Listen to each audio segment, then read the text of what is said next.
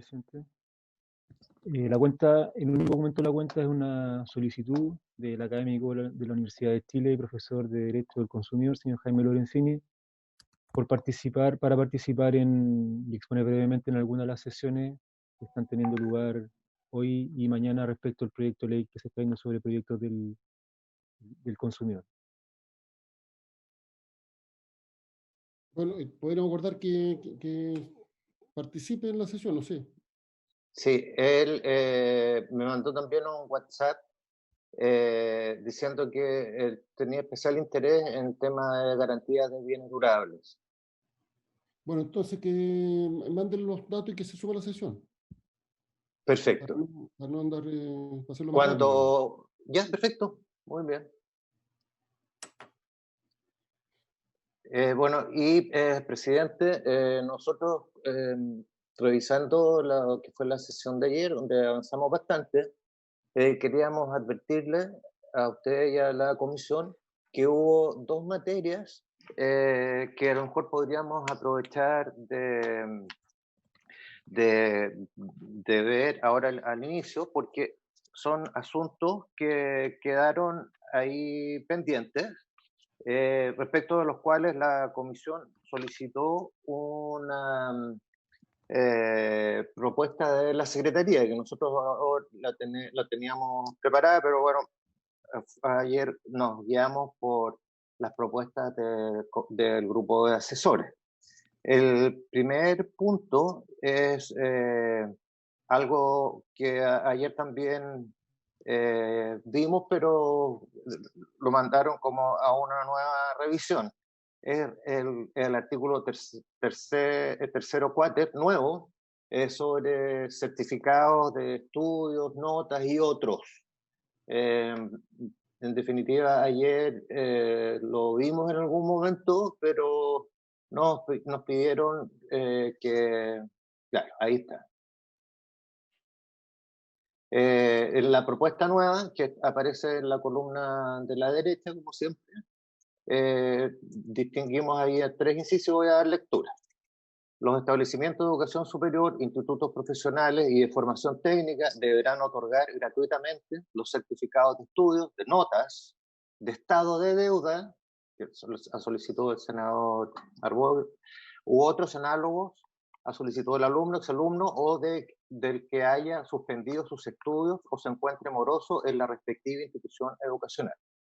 Tales certificados podrán ser solicitados hasta por 2 veces en un año y deberán ser emitidos dentro del plazo de 10 días hábiles contado desde la presentación de la respectiva solicitud.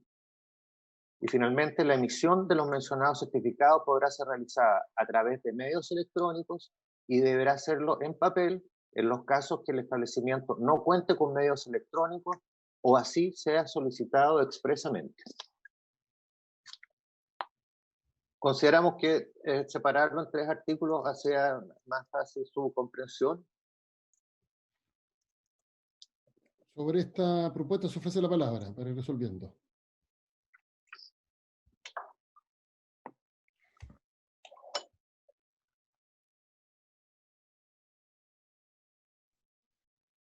Yo no tengo problema, presidente, con la propuesta.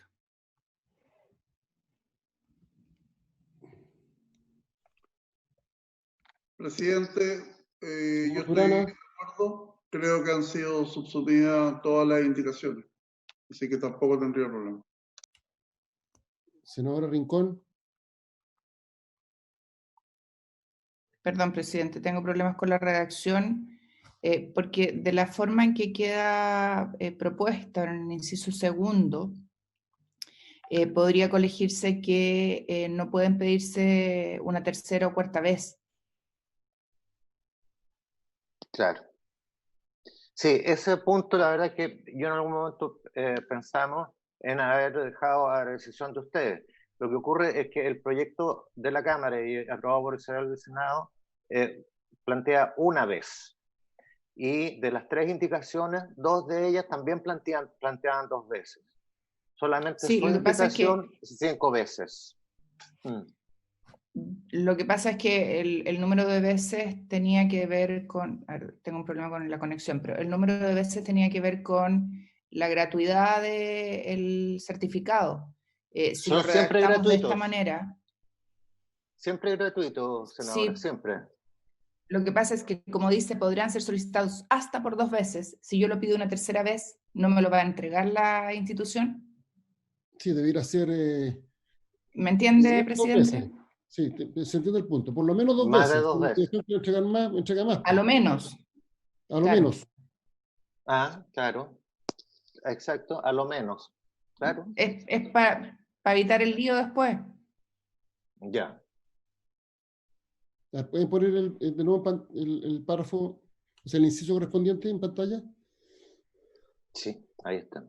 A lo menos, claro. Tales certificados podrán Dicho ser certificado, podría ser dichos certificados. Perfecto. Dichos certificados Podrán ser solicitados a lo menos, gratuitamente a lo menos 2 veces. A lo menos, Perfecto. ya. Presidente, Sí, Ordurana, sí, entendiendo el punto de la senadora Rincón, yo creo que finalmente habría que definir el concepto de gratuito, porque un certificado se puede pedir las veces que quiera y la institución está obligada a entregarla. Por lo tanto, recojo el punto hasta por 2 veces, es decir, como que la universidad no está obligada a entregar el certificado, que es otra cosa a la definición del concepto de gratuidad. Es que lo que pasa es que a lo mejor, a lo menos se entiende que la universidad tiene que entregar a lo menos dos veces el certificado gratuito. A lo menos. podría ser, Si al contar presidente, el tercero la universidad quiere cobrar, puede hacerlo, pero si la universidad quiere entregar un tercero, un cuarto, un quinto gratuito, también puede hacerlo. presidente, En quizás cambio, lo que en el hasta podríamos 2 hacer, veces da a entender que a contar del tercero se tiene que cobrar sí o sí. Senadora Rincón. quizás lo que podríamos hacer es que dichos certificados gratuitos podrán ser solicitados a lo menos hasta por... a lo menos. No, Los que A no lo podrán menos ser 2 solicitados. veces. No, es que no podrán ser solicitados, porque a entender Otorgados. dichos no certificados, otorgados. sí, no es podrán ser solicitados, Deberán podrán ser ser otorgados otorgados a lo menos. gratuitamente a lo menos 2 veces Eso, en un año. Dichos ahí sí. certificados deberán ser Otorgados. otorgados gratuitamente a lo menos 2 veces, o a lo menos 2 veces en un año gratuitamente, algo así. ¿Deberán o podrán? No, deberán. La La gratuidad gratuidad es obligatoria. es obligatoria por 2 veces. La gratuidad es obligatoria por 2 veces. A contar de la tercera, la institución determina si cobra o no cobra. Claro, Ujú. ahí sí. Ahí no tengo problema. A ver, Además el que alumno puede solicitar, para que entendamos, el alumno puede solicitar el certificado, si quiere, 300 veces en el año. así es. Y la universidad se lo tendrá que entregar las veces que lo solicite. Pero está obligado a entregarle 2 veces gratuito el certificado. Ujú. Y le puede cobrar las otras 363 peticiones. Así como puede otorgarle gratuito a las otras 363 certificados. Eso lo determina la institución. Pero la gratuidad, se garantiza una gratuidad hasta por 2 veces, como piso. El techo lo determina la institución. La institución puede darle más veces gratuito, pero el piso son 2 veces gratuito. ¿Entiende el punto? Hablamos de nuevo del artículo a ver si queda bien redactado de acuerdo a lo que hemos conversado. Los establecimientos de educación superior, institutos profesionales y de formación técnica deberán otorgar gratuitamente los certificados de estudio, de notas, de estado de deuda u otros análogos a solicitud del alumno, exalumno o de aquel que haya suspendido sus estudios o se encuentre moroso en la respectiva institución educacional. Dichos certificados deberán ser otorgados gratuitamente a lo menos 2 veces en un año y deberán ser emitidos dentro del plazo de 10 días hábiles contados desde la presentación de la respectiva solicitud. La emisión de los mencionados certificados podrá ser realizada a través de medios electrónicos y deberá hacerlo en papel en los casos en que el establecimiento no cuente con medios electrónicos o así sea solicitado expresamente. Presidente, en el inciso primero dice gratuitamente, se va a entender que son todos. Por lo tanto, la gratuidad va en el inciso segundo. Sí. no en el primero. Así es. Sí. Y lo Gratuidad en otro, el inciso presidente, Señora Rincón. otro comentario es que dice, y deberán ser emitidos dentro del plazo de 10 días. La verdad es que deberán ser emitidos en el plazo máximo de 10 días. Pero eso es dentro del plazo. Es que No en el igual, plazo. deberán ser emitidos en el Ya, plazo bueno, máximo de en 10 el días. plazo máximo. Ya. Sí. Es sinónimo, pero si queda más explícito así, en el Queda plazo más máximo de claro. 10 días. Presidente, el Perdón, senador Arboe dice presidente. que lo esperemos, por favor, para votar. Perdón, Aquí ya llegué, gracias, Jimena, gracias. De nada. El plazo máximo de días hábiles contados o Es contado que el más. plazo, que se el cuenta, plazo son. es singular, No exacto. son los días, son el plazo. Contado desde la presentación de la respectiva solicitud. Ya. Y el gratuitamente del primer inciso debería ser borrado y la gratuidad debería ir en el inciso segundo. Es que, ¿sabe, presidente? Estoy pensando en voz alta. El sentido de esta norma es precisamente la gratuidad, porque no vamos a estar regulando en la ley de protección al consumidor que Dice que los los certificados. entreguen certificados. Entonces, lo otro es decir gratuitamente conforme a lo A lo indicado. dispuesto en el inciso anterior, algo así. Es Inciso solo por no segundo. repetir gratuito.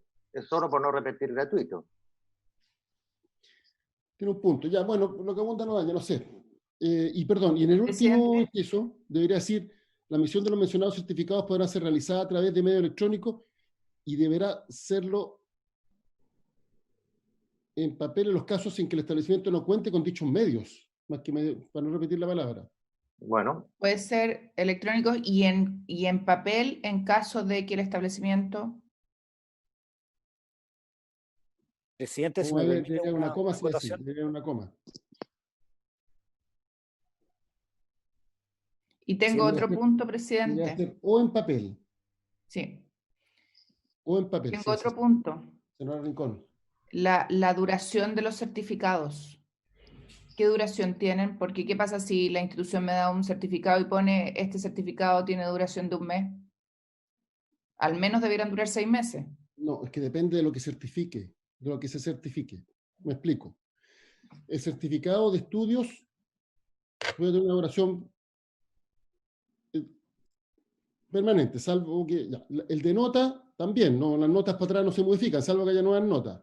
Sí. El de deuda podría modificarse, porque la Sí. deuda va pero ahí, por tanto, la vigencia podría ser por 1 mes, ni siquiera, yo creo, ni siquiera podemos establecer la vigencia de la deuda, porque No, porque en el caso de la ese día. deuda, uno pone al día 10 de marzo no tiene deuda. Claro, a ese día. Entonces, por tanto, yo creo que nosotros no podemos en esta norma establecer cuál es la vigencia del certificado, porque depende de lo que se certifica. Si lo que se certifica es pétreo, la vigencia es eterna. Si lo que se certifica es algo, digamos, que puede cambiar, la vigencia es del día de emisión. Ahora, ¿qué es lo relevante? Que, por ejemplo, el de deuda es una referencia. O sea, Sí. Al el día momento que uno se va al pide. banco y lleva un certificado de una institución a otro de deuda, está claro que es a ese día. El banco parte del supuesto que eso podría cambiar al día siguiente. Entonces, nosotros no podemos, esta norma, creo yo, establecer la vigencia de los certificados. Presidente, si me permite una acotación. Director. La doctrina en materia civil respecto a la oferta, presidente, distingue entre la emisión, la remisión, la recepción y el conocimiento. La primera le corresponde al proveedor y la última al consumidor. Sin embargo, en el inciso tercero, donde dice emisión, debiese ser la remisión, o sea, el envío o la recepción. Pero si no, lo que podría ocurrir es que el proveedor lo emite y no lo manda. Es un tema doctrinario solamente, presidente. Muy buena votación.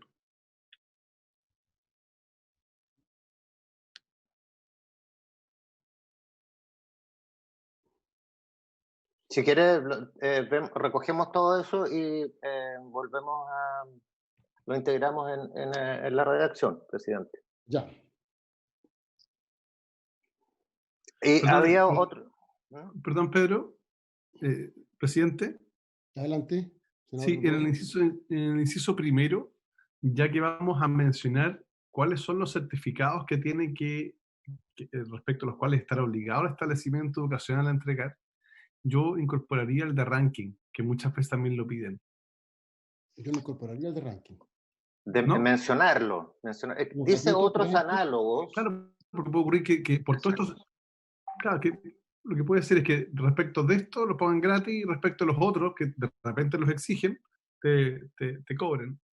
Lo planteo como para no excluir. Sí, puede ser. Lo que pasa es que yo creo que las empresas deben pedir el de nota, no el de ranking. O sea, pero yo soy partidario de que no pidan nada como en Estados Unidos. Chao, fuera, no es tema, digamos. ¿Cuál es tu Por eso, si experiencia? nosotros establecemos el de ranking, vamos a incentivar que se pida el de ranking. Está bien, bueno, está bien. Lo planteo porque yo creo que en la práctica eso ocurre. Ahora, creo que puede quedar cubierto con los otros análogos en la medida que en la historia de la ley se señale que dentro de los otros análogos está el de ranking. Sí, hay que ponerlo. Eso. Todos los que el alumno necesite, se entiende que el análogo es todo lo que necesita para postular un trabajo, en fin. Es que siempre piden el de ranking. Debiera estar consignado, entre otros. Sí. Podría ser u otros análogos, como el de ranking. Que yo el de ranking no lo mencionaría, porque si no vamos a incentivar que se pida. Que es la historia de la ley, entonces. Sí, que es la historia de la ley. Perfecto. Otro análogo. O sea, otro análogo incluye lo que requiere el alumno, entre ellos el de ranking. Perfecto. ¿Ya?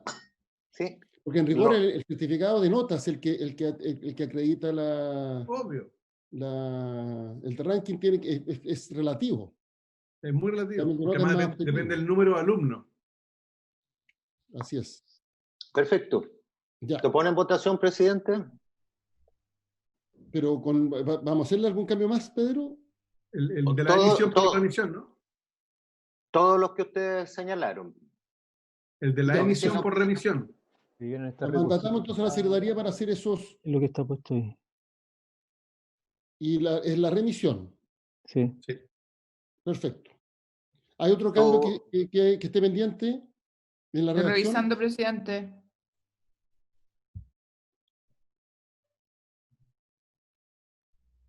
Yo estoy ok.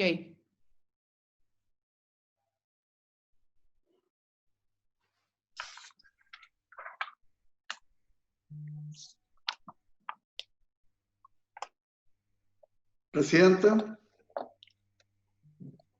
Senador Durana. Solo una consulta. El certificado o el posible certificado de ranking va a quedar solamente en la historia de la ley sobre la base del concepto análogo, ¿no es cierto? Sí, se va a hacer concepto análogo. Sí. Ok, gracias.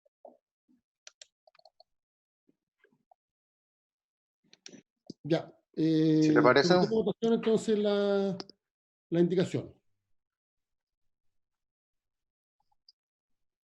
Claro, estas son 3 indicaciones del senador Durana, del senador Galilea y de la senadora Rincón. Y de acogerse se plantearían subsumidas y aprobadas todas con modificaciones, con esta redacción. Perfecto. ¿Habría unanimidad para aprobar esta redacción? El senador Durana con el dedito para arriba, la senadora Rincón también, senador Arboe. También. Senador Galilea. También, perfecto, unánime. Ya, perfecto. Pedro, ¿nos puedes mandar después esto? Sí, por supuesto. Esto mismo. Vamos a la siguiente. El comparado, digamos, el nuevo. Ya. Para poder, es que quiero bajarlo acá en el iPad. Ya. Perdón, presidente. Álvaro se lo va a mandar porque él ya lo... Gracias. Al WhatsApp. Al WhatsApp. Gracias. Álvaro es más amigo de las nuevas tecnologías. No, Pedro está con problemas de internet, que eres malo, presidente. No. No, pero sí es verdad. Somos un equipo. No, somos un equipo. Somos un equipo. Ya. Después le voy a decir, Pedro, con qué tiene que ver todos estos temas. Porque a mí también me pasa. Presidente, bueno, el otro es algo que se refiere a un nuevo artículo que viene integrando este proyecto, que es el artículo 15 bis. 15 bis. Sí, que se refiere a los proveedores que realicen tratamiento de datos personales y comerciales. Ahí usted presentó una indicación, la indicación 7TER, que en su momento fue analizada y fue aprobada. Fue aprobada en la comisión 4x0. Sí. No obstante, solicitó la comisión una propuesta de redacción, tanto respecto de la indicación misma, que es incorporar un inciso final, como algunas observaciones que usted y otros senadores hicieron respecto del texto aprobado en general. Y ahí es lo que está destacado. No sé, partimos con a lo mejor con la formulación de la indicación, porque es eso propiamente tal lo que cambios, está... los que están ¿cuáles son los cambios que se proponen? Bueno, los cambios que se proponen son, por ejemplo, en el inciso primero, en la columna de la izquierda está el proyecto aprobado en general. Como vemos, no se presentó ninguna indicación al respecto, pero dice que los proveedores que realizan tratamiento de datos personales o comerciales de los consumidores y sus operaciones tendrán la obligación de informarle de todo tipo. Eso se encontró que era un poco difícil. Entonces, se sugiere que los proveedores que realizan tratamiento de datos personales o comerciales de los consumidores y sus operaciones tendrán la obligación de informarles tanto el tratamiento como todo tipo de violación de seguridad de sus bases de datos o aquellas de las que se sirvan y que contengan información de sus clientes usuarios. La parte final es exactamente igual, solo que se invirtió el orden. Consideramos que era primero correspondía indicar que era desde el momento en que hayan tomado conocimiento del hecho y sin delación indebida. Perfecto.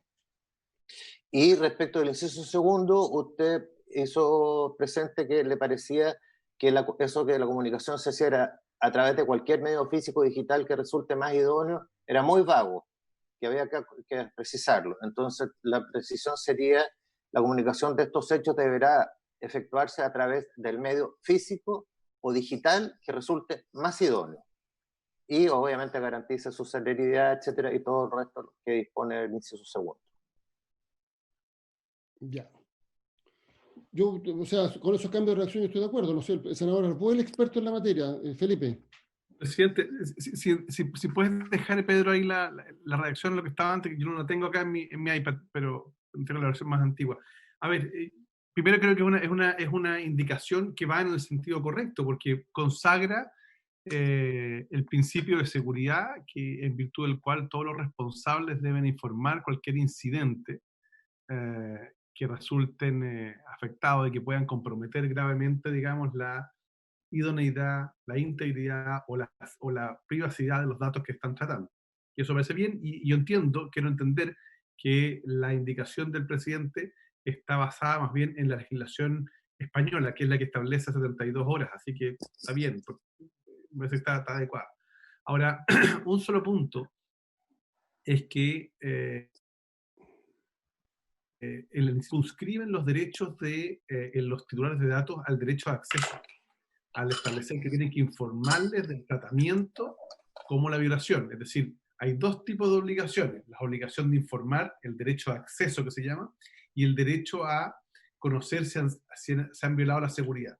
Eso implicaría, consagrado tal como está, dejar fuera los derechos reconocidos internacionalmente y los que tiene la nueva ley y los que también tiene la ley vigente, la 19.628, que son el derecho de cancelación, el derecho de rectificación, el derecho de oposición y el derecho a la portabilidad. Quizá yo sugeriría que en el inciso primero se pudiese señalar que cuando dice los proveedores que realicen tratamiento de datos personales o comerciales de los consumidores, déjenme decirle que los datos comerciales son datos personales, pero está bien si lo quieren expresar, y sus operaciones tendrán la obligación de respetar los derechos reconocidos en las leyes como todo tipo de violación de seguridad. ¿Por qué? Porque ahí dejaríamos incorporado el derecho a informar, es decir, el acceso, el derecho a la rectificación, la cancelación, la oposición y la portabilidad, que son los 5 derechos que componen el arco de los derechos, valga la redundancia, ARCOP, que están reconocidos internacionalmente. Pedro, una pregunta. porque habíamos agregado un inciso nuevo a propósito de lo que... Sí, esa es la indicación suya, esa está en la página siguiente, no alcanzó a... ¿Por qué no la muestra para que la lea el senador Arboe, a ver si con eso se comprende lo que él plantea o debiéramos cambiar la redacción? Claro, en la indicación suya, que está en la columna del medio, Eso es lo que nosotros tengo. solamente hicimos pequeños cambios y la sugerencia es lo siguiente. En el tratamiento de datos personales o comerciales de los consumidores y sus operaciones, los proveedores están obligados al pleno respeto de la Ley 19.628 sobre protección de la vida privada y demás normas legales relacionadas, las que se considerarán normas especiales de protección de los derechos del consumidor, especialmente para los efectos de lo dispuesto en los artículos 2 bis y 58 de la presente ley. Yo le borraría legales, diría y demás normas. Porque la indicación dice y demás normas, no dice legales. Claro. Sí, a ver, a No mí... hay un derecho de consagrar una norma con una jerarquía distinta. Si usted lee la indicación que yo presenté, que fue la aprobada, y ahora la estaríamos cambiando, dice, el respeto a la ley 19.628, no va nombrada, usted la nombra, me parece bien, y dice, y demás normas relacionadas. Entonces, el legales ahí está de más, porque eso no iba en la indicación. Ah, es que ¿sabe lo que pasa, presidente? ¿Por qué fue el cambio? Porque en la indicación suya decía, claro, decía normas, entonces nosotros decíamos a qué normas se refieren, ¿por qué? Por lo que viene después, porque dice que se consideran leyes especiales de protección. ¿Me entiende? ¿Cómo un reglamento va a ser elevado al rango legal? Eso es imposible. Entonces, por eso nosotros pensamos que se refería usted a normas legales, o a lo mejor precisar en la primera parte que No, pero, son...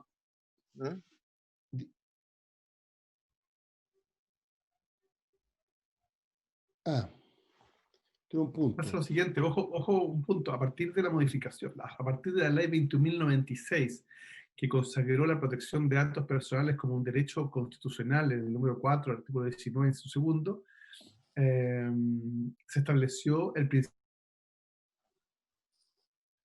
es decir, la norma constitucional que establece que el tratamiento de datos personales se alinea a la ley. En consecuencia, mi percepción es que queda bien establecido cuando se habla de normas legales, porque las normas reglamentarias, salvo en lo que sean para efectos de hacer aplicación práctica, no pueden establecer limitaciones mayores. O sea, no podría una industria por vía reglamentaria reducir el ámbito de aplicación que establece la ley. Por eso es tan importante consignar que, a mi juicio, el inciso final que se está proponiendo con el inciso primero podrían ser contradictorios, porque el inciso primero solo consagra el derecho a informar, es decir, la fuente de licitud, y en segundo lugar, una obligación del proveedor de avisar a la autoridad cuando ha sido objeto de algún tipo de vulneración.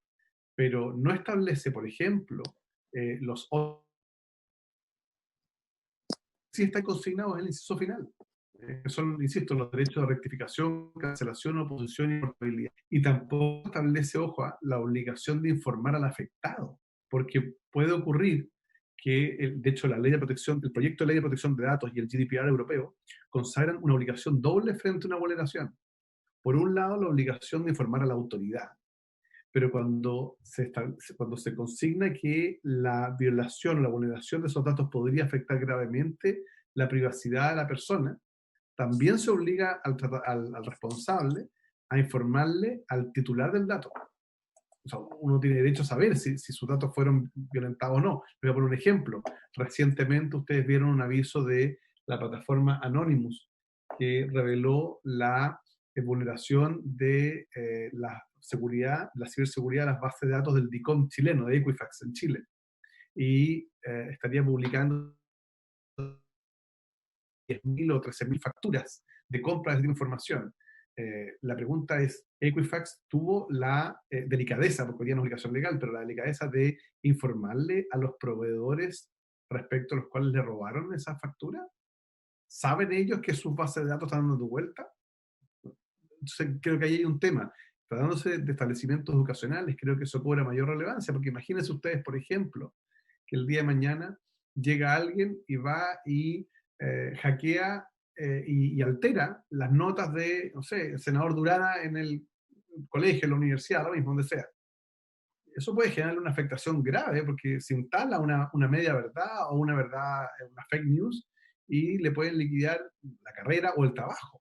No pensemos en un senador, pensemos en una persona que está trabajando en una empresa privada y resulta que un competidor tiene por objeto, perdón, va por un caso más práctico. Pongámonos en el caso de una licitación de una gran obra pública, donde una empresa presenta, de acuerdo a las bases de licitación, el currículum vitae de una persona determinada, y resulta que con un conjunto de notas que le acreditan una idoneidad especial para un determinado cargo, y resulta que la competencia hackea las notas de esta otra persona y publica una información que puede ser falsa, podría eso derivar incluso la descalificación de una empresa de un proceso licitatorio. Entonces, creo que es relevante consignar no solo el derecho a estar informado, es decir, el derecho de saber de dónde sacar los datos, sino particularmente estos otros derechos que consigna la ley. Entonces yo lo pondría en el inciso primero como una regla general, ¿no? Esa es mi opinión más bien desde el punto de vista de datos. Y la tendencia por lo demás hacia dónde va. Una sugerencia. ¿Cómo quedaría la redacción propuesta, senador Arboe? ¿Aló? ¿Me escucha, no? No, mi propuesta, o sea, yo creo que no tengo...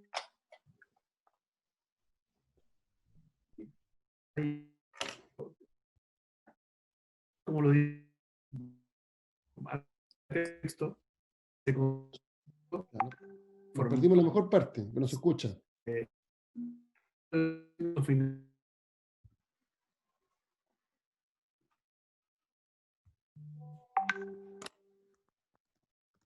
Presidente, yo aprovecho de recordar que este artículo 15 bis es un artículo que este proyecto está incorporando, así que al respecto nos podría dar luces el director del CERNAC o los representantes del Ministerio de Economía. No es algo que sea propio del Senado ni tampoco de esta comisión. Solo la indicación suya respecto de incorporar este inciso final. O sea, sobre el artículo 15 bis propiamente tal, nuevo, yo creo que el director del CERNAC o los representantes del Ministerio de Economía nos podrían dar más información. Pedro, presidente, por su intermedio. Adelante.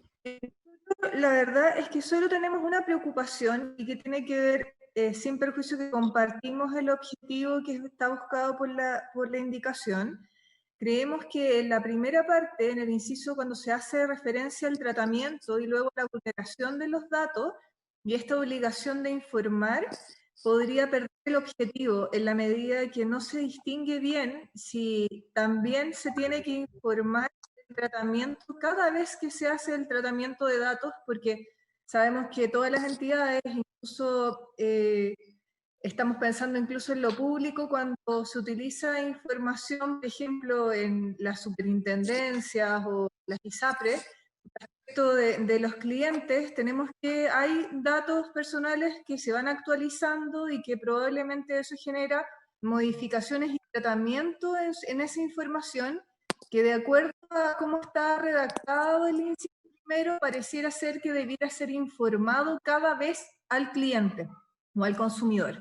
Por lo tanto, si no se hace clara la distinción respecto a la obligación de informar vulneraciones, en que creemos que evidentemente debe estar esa obligación de informar, respecto del tema del tratamiento, lo que puede ocurrir es que pierde el objetivo y en la medida que a uno le van informando constantemente también el tratamiento de los datos, no logramos advertir como una alerta real cuando existe vulneración y finalmente se nos va a terminar viendo al spam cuando nos están informando el tratamiento o una vulneración y no se va a distinguir, no va a perder el objetivo. Ese es como nuestro comentario respecto a cómo se está planteando en el inciso primero en particular.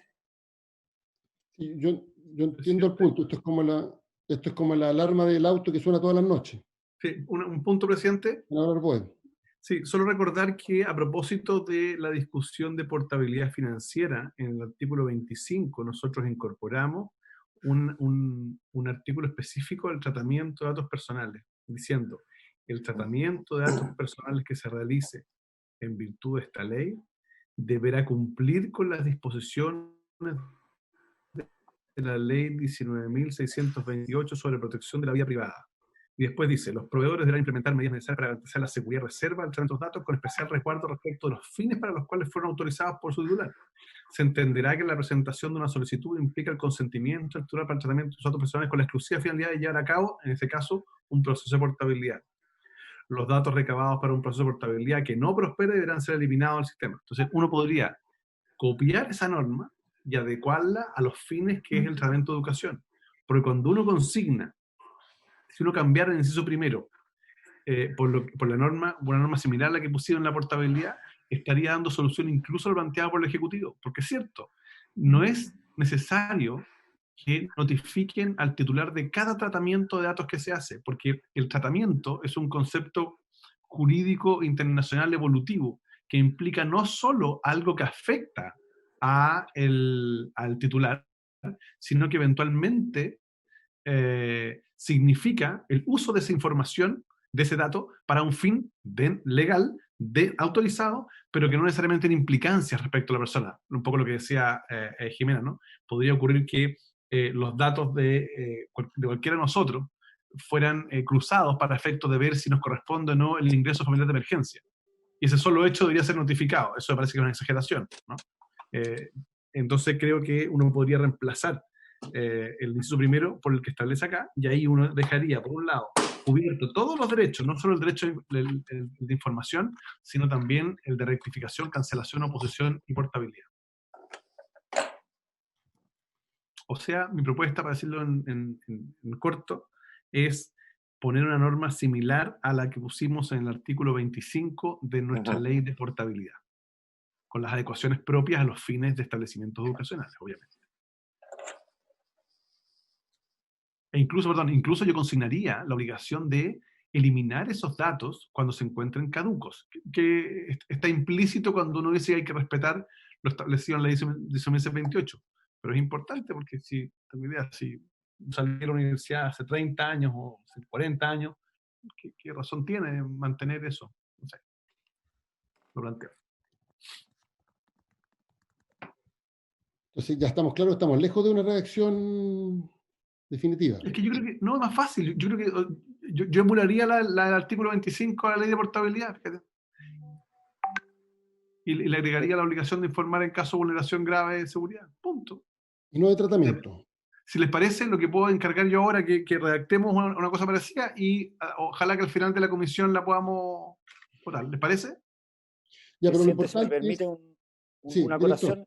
No, muy breve, en la misma línea de lo que ha sostenido el senador Arboe. Efectivamente, existe una normativa especial que regula el tratamiento, el derecho que tienen los titulares de datos personales, y la ley de protección al consumidor es complementaria en dos aspectos muy específicos, que es de aplicación general, tampoco solamente respecto a los datos relacionados con los servicios de educación. Y básicamente se refiere a las normas que se dan cuenta en estos incisos. Uno, el artículo 2 bis b, que básicamente cuando hay una afectación, una filtración o una infracción cualquiera al tratamiento de los datos personales en el ámbito del consumo, es decir, en una relación de proveedor y consumidor, de forma masiva, colectiva, el resarcimiento se logra a través de una acción de clase.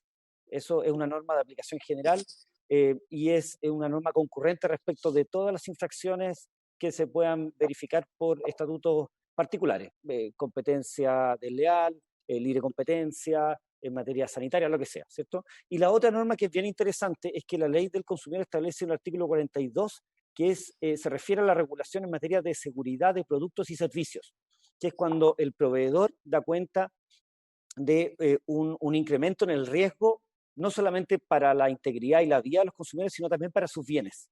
Y ahí es donde nace el derecho de informar a los consumidores y a la autoridad. Y eso es lo que nosotros entendemos que está recogiendo esta disposición.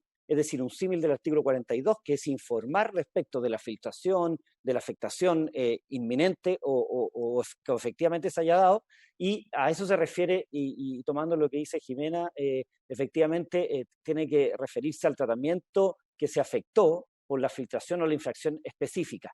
Entonces, es un ámbito de información al consumidor dentro de este marco, de este paraguas de las relaciones de consumo, que efectivamente hubo una vulneración. Nosotros hemos visto muchos casos, no vamos a empezar a contar toda la experiencia en ese tipo, en los cuales los proveedores han tenido filtraciones y no han informado al titular y tampoco a la autoridad. Entonces creemos que es necesaria esta norma en la ley del consumidor porque es complementaria a la ley de tratamiento de datos personales. Y por otro lado, la del 2 bis B.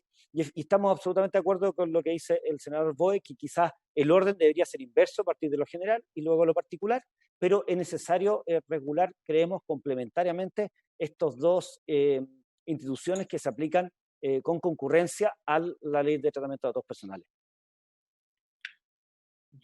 Presidente. Senador Arboe.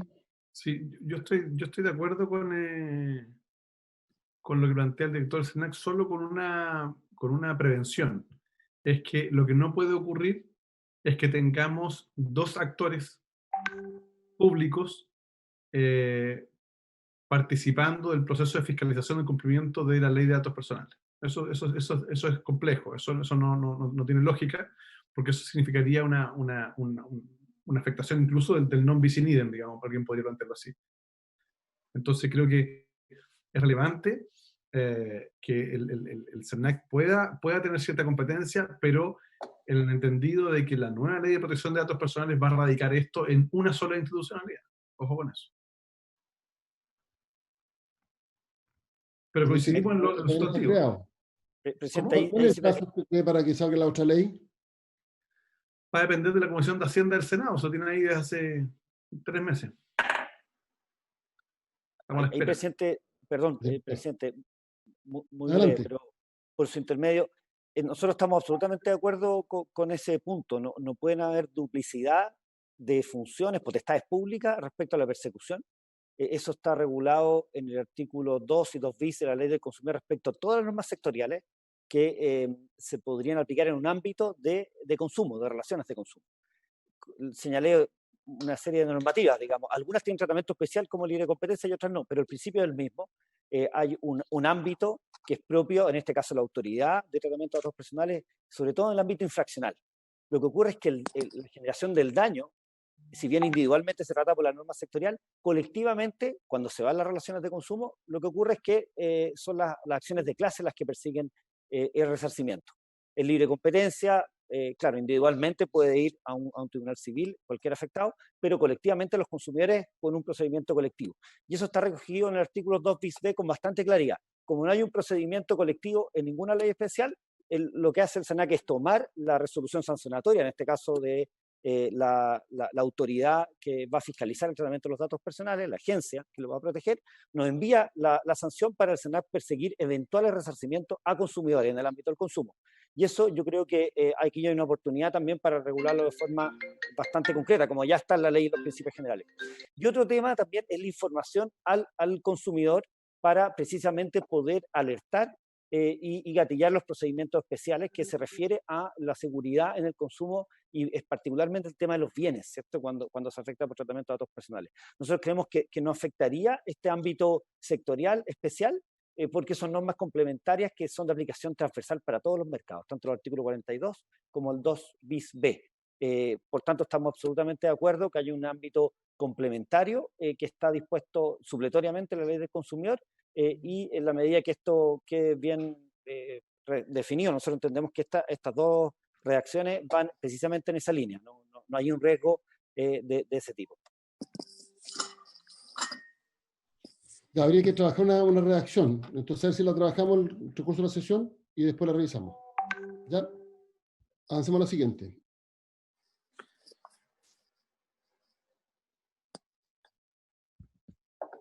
Eso era solamente lo que teníamos pendiente dentro de las cosas que nos encargó la comisión a la Secretaría de Presidencia. Ya, volvamos entonces a la minuta de los asesores. No sé si la pueden poner en pantalla. Ya. Sí. Ahí yo le pediría a Jimena que planteara qué otros asuntos, que lo... Avancemos, mira, habían unos claro. que no hubo acuerdo, eso lo vamos a dejar para el final. Avancemos. Claro. Habíamos quedado en aquellas materias en que había acuerdo, pero si me ayudas con el número en el que estábamos. El último tema Lo que último, sí, fue el artículo 10. la devolución de pagos indebidos. La 10 ter. La devolución de pagos Este fue el último ayer. Sí. Disculpa, Pedro, presidente, por su intermedio. Pedro, ¿ese artículo se alcanzó a votar? Sí, vamos al 10 cuater. Ok. Acá la propuesta de la mesa es aprobar la indicación, pero además reemplazar la letra A del punto 11 del artículo primero del proyecto por el siguiente. Reemplácese el encabezado del inciso primero por el siguiente. Artículo 20. El consumidor tiene el derecho irrenunciable, en los casos que a continuación se señalan, a optar entre la reparación gratuita del bien o previa restitución, su reposición o la devolución de la cantidad pagada a su arbitrio. Este derecho deberá ser comunicado por el proveedor del producto o servicio en cada uno de sus locales, tiendas, páginas web u otros. El ejercicio de alguna de las opciones deberá constar por escrito sin perjuicio de la indemnización por los daños ocasionados. Acá hay una pequeña modificación en el texto que está aprobado de la Cámara y es para dejar, no sé si lo recuerdan, pero dentro de los expositores que hubo en enero o febrero de este año, se hizo presente que se había eliminado una palabra en la modificación que se había hecho en la Cámara, lo que podía prestarse para errores en la interpretación, donde no quedara claro que el ejercicio de los derechos era siempre cualquiera de los tres al libre arbitrio del consumidor. Es decir, podía ser la reparación del producto, el reemplazo o la restitución de la cantidad pagada. Y eso es el ajuste que se está haciendo con esta indicación.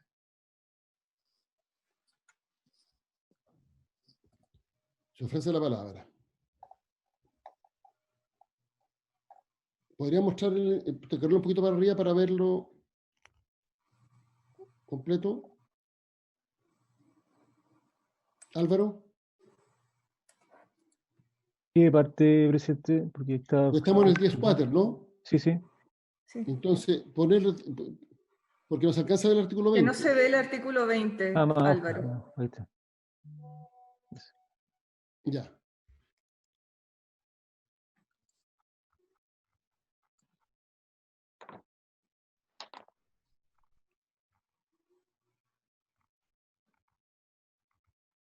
Ya, se ofrece la palabra. Ahí pueden leerle cómo queda la redacción. Oye, quizá uno podría, esto es solo un tema semántico, ¿eh? Uno podría plantearlo al revés.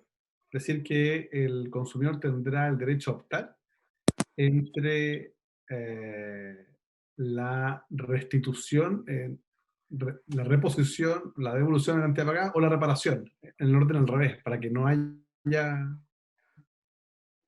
haya solo, para que no parta con el tema de la reparación, que es el principal problema, porque finalmente lo que va a intentar regular esto es justamente esta, comillas, casi obligación de las personas de tener que aceptar que le reparen un producto que han comprado y les salió mal. Está la senadora Rincón porque la indicación era de la senadora Rincón. Sí. Jimena, lo que pasa es que tú tienes una indicación respecto de este artículo que está ¿La tienes por ahí para poder verla? La indicación dice lo siguiente. Del Ministerio de Economía, una pequeña aclaración de lo que hicimos en la mesa de asesores. Sí, adelante. En la mesa de asesores lo que conversamos es justamente aprobar la indicación de la senadora Jimena Rincón. Eso es lo que tenía yo reportado. Efectivamente, es aprobar esa indicación, pero adicionalmente es incorporar una pequeña modificación al encabezado del artículo 20, porque la indicación de la senadora Jimena Rincón modifica una letra, modifica solamente la letra H del artículo 20. No, disculpe. No. Modifica la letra, aquí lo tengo.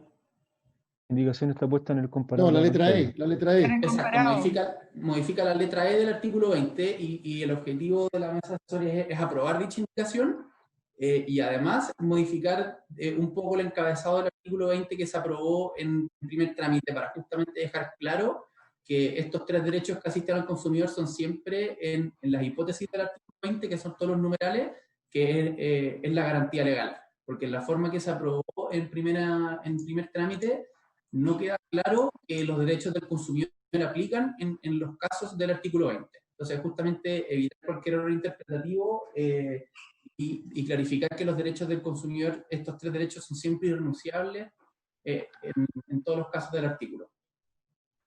Ya, pueden poner entonces en pantalla nuevamente el encabezado del 20, que es lo primero que deberíamos resolver.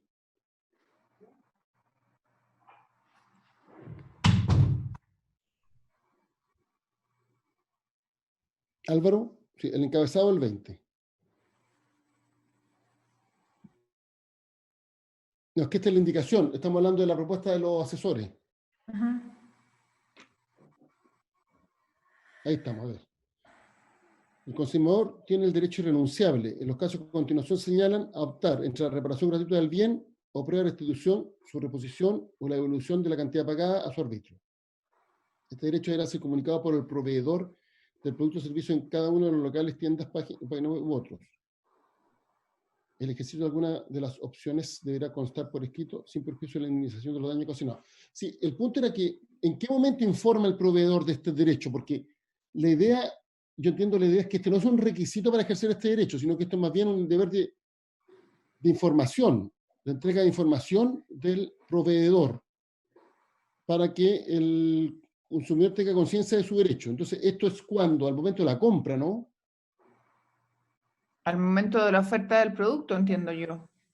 O la oferta del producto. Obvio. Presidente, adicionalmente, la redacción del artículo no determina cuándo, sino que dice que debe ser informado en los determinados locales, tiendas o páginas web, porque generalmente, si bien se puede informar al momento de la compra, también creemos que es importante que esto esté establecido al momento que uno vaya a ejercer la garantía. Y por lo tanto, en nuestro juicio, la manera de mostrar esto es que justamente en el local, cuando uno vaya a ejercer alguna garantía, tanto en la página web o en el mismo local, pueda haber siempre esta información. Elige tu triple opción. Porque si lo acotamos solamente al momento de la compra, estamos dejando un caso que puede ser muy relevante, que es el momento de ejercer el derecho a la garantía. Por lo tanto, tiene que ser siempre. Exacto, Ya. por eso la idea de la indicación... Para que quede claro, esta es una obligación del Permanente. proveedor, que no opta el ejercicio del derecho, al contrario, es para facilitar el ejercicio del derecho, porque contribuye a que el consumidor esté informado. Efectivamente. Así es. Es importante que quede así de claro. Bueno, sobre esta redacción, ¿habría acuerdo para aprobarla?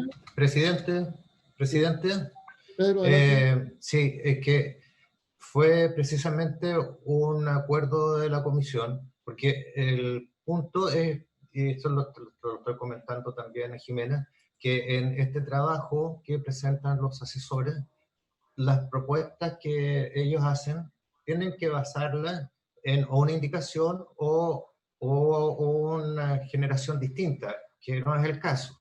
La indicación de la senadora Rincón está formulada respecto de una letra de este artículo. Y a raíz de esa discusión surgió también hacer una revisión sobre el encabezado del artículo 20, que obviamente se aplica a todos los casos que contiene.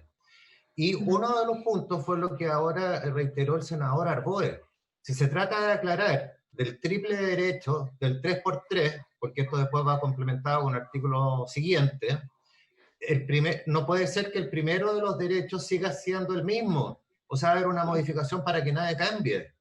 Obvio. Insisten en que primero debe reparación gratuita del bien o previa restitución su reposición. Igual como el texto vigente. Si se trata de dejar claro esto, al menos cambien el orden para que se entienda que haya un cambio. ¿Por qué no partir con reposición, devolución o la reparación gratuita? Porque el derecho es del consumidor. El consumidor puede elegir a su voluntad el ejercicio de cualquiera de esos tres derechos. Presidente. Senador Rincón, no entiendo qué tiene que ver, Pedro, lo que dijo primero con lo segundo, pero está bien. No, exactamente, lo que pasa es que si se trata... Su primer punto era procedimental, que no había indicación, pero en la sesión pasada acordamos, y fue unánime, revisar la redacción del inciso primero, bueno, precisamente por este tema. Sí, y respecto de ese tema yo me pronuncio, porque en el fondo el señor Otero dice que la idea es dejarlo más claro, pero yo no veo que esto lo deje más claro, porque lo deja exactamente igual al texto vigente. No cambian un ápice en los tres derechos. Perfecto. Presidente, senador Rincón. Es que yo coincido con Pedro, no queda claro con esto, y la idea de la indicación nuestra es que sin perjuicio del triple derecho legal, el consumidor siempre puede usar la garantía voluntaria del proveedor, y yo no creo que esto lo ayude a resolver el punto. Presidente, otro punto, está el profesor Lorenzini con nosotros, y él precisamente quería participar por garantía legal, no sé si, por lo menos para darle la bienvenida. Presidente, por su intermedio. Venga, adelante. Yo creo que todos estamos de acuerdo en el fondo de lo que queremos buscar con esta norma en cuanto a la clarificación de la libre elección del consumidor. En ningún caso el orden en que están establecidas las opciones a las que puede acceder el consumidor tienen un orden de prelación. Nuestro sistema es de libre elección. Por lo tanto, eso es importante que quede claro. La idea de clarificar y entendiendo que en el encabezado efectivamente no hay modificaciones con el texto vigente, es porque la modificación que se hizo en el primer trámite finalmente eliminó una parte que era la que aclaraba que era la libre opción. No es que quisiéramos modificar cómo está el encabezado del artículo 20, sino que por error en el primer trámite una frase quedó fuera. Eso es importante para aclararlo, porque en ningún caso el orden establecido acá significa una prelación en el ejercicio de los derechos. Eso en primer lugar.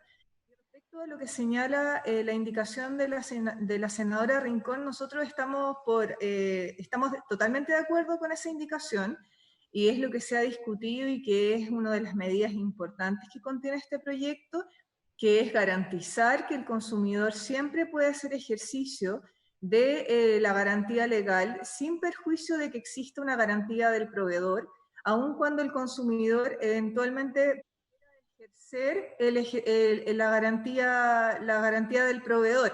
O sea, acá lo que queremos es que sea el consumidor quien elija y que no se le condicione el ejercicio de una garantía legal en la medida que existiera alguna garantía convencional contratada, que es lo que está ocurriendo hoy en la práctica.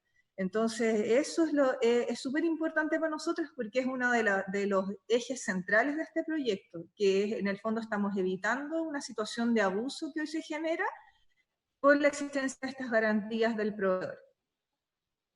Ya, vamos resolviendo primero el inciso primero. Yo entiendo que ahí el único motivo de debate es el orden.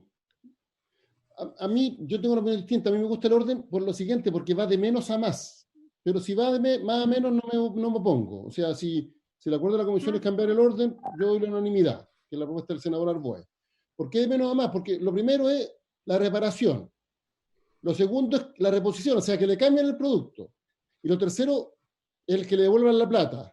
Digo que va de menos a más respecto a que cuando le devuelven la plata, en definitiva, es una forma en que la transacción queda en nada. Se vuelve al estado original de las partes. Y por eso ahora se va hay de un menos a punto. más. Pero si se plantea que vaya de más a menos, yo no tengo problema, que es la propuesta del senador Arboe. Pero deberíamos resolver eso, que es casi una cosa semántica, como el mismo senador Arboe señaló. Oye, ¿Hay algún otro punto de fondo respecto del inciso primero que haya que revisar? Pregunto. Presidente. Senador Arboe. Para enredar aún más la discusión, perdona, pero si nosotros establecemos o sea, hoy día existe, pero la pregunta es práctica. ¿Cómo opera el caso de que se proceda a la devolución de un producto o la devolución de la plata, digamos, del monto cancelado, con el pago del impuesto, del IVA? ¿Hay alguna implicancia? Sería el director Cernac que nos puede explicar cómo opera eso. O se da por entendido que se perdió nomás. ¿Cómo opera eso en la práctica? Porque me preocupa que nos hagamos cargo de esta nueva realidad, porque tenemos ese fenómeno. El segundo es que, adicionalmente, nosotros vamos a estar regulando, tenemos que meternos en la cabeza que las transacciones probablemente van a ser cada vez más a distancia, digitales. Es decir, vamos a comprar a distancia. La pregunta, uno que nos surge, no solo para este artículo, en general, es si esto va a ser ley en Chile, ¿qué grado de obligatoriedad va a tener para el proveedor internacional en Chile? ¿Cómo Amazon queda regulado por esto? Por ejemplo, para decirlo en fácil. Entonces, creo que tenemos que meternos en la cabeza un poco la lógica también del comercio a distancia y no quedarnos en el que yo voy a la tienda a devolver el producto. Si sabe que me salió malo, devuélvemelo. La pregunta es cómo se lo hago llegar a un proveedor digital que no sé dónde está ubicado para efecto de hacer ejercicio de este derecho. Perdonen la disrupción, pero prefiero plantearlo. Yo tengo entendido que hay un plazo de 3 meses en el caso del IVA. Hay oportunidad para pedirle la palabra, si le parece al presidente, para compartir criterios académicos sobre la garantía legal. ¿Quién está pidiendo la palabra? No lo veo en pantalla. El profesor Jaime Lorenzini. Presidente.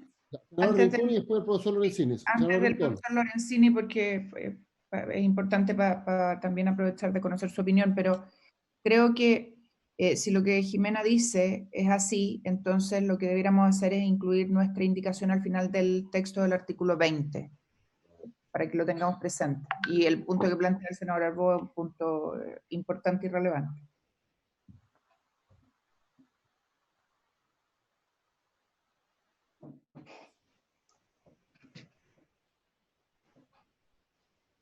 Profesor Jaime Lorenzini, presidente. Está con el micrófono apagado, presidente. Señor Lorenzini, usted había solicitado ser escuchado por la sesión. Acordamos, como ya estamos avanzando en este proyecto, recibirlo de manera inmediata. Quisiera que me precisara, usted viene en condición de académico, de representante de alguna empresa, que precisara cuál es en qué calidad va a intervenir en la sesión, solo para efectos de constancia. Gracias, señor presidente. En el email previo enviado a la Comisión de Economía del Senado se solicitó participar precisamente como académico especialista en el tema de protección al consumidor. Soy profesor de la Universidad de Chile. En ese contexto y en ese esquema me ha parecido interesante poder participar.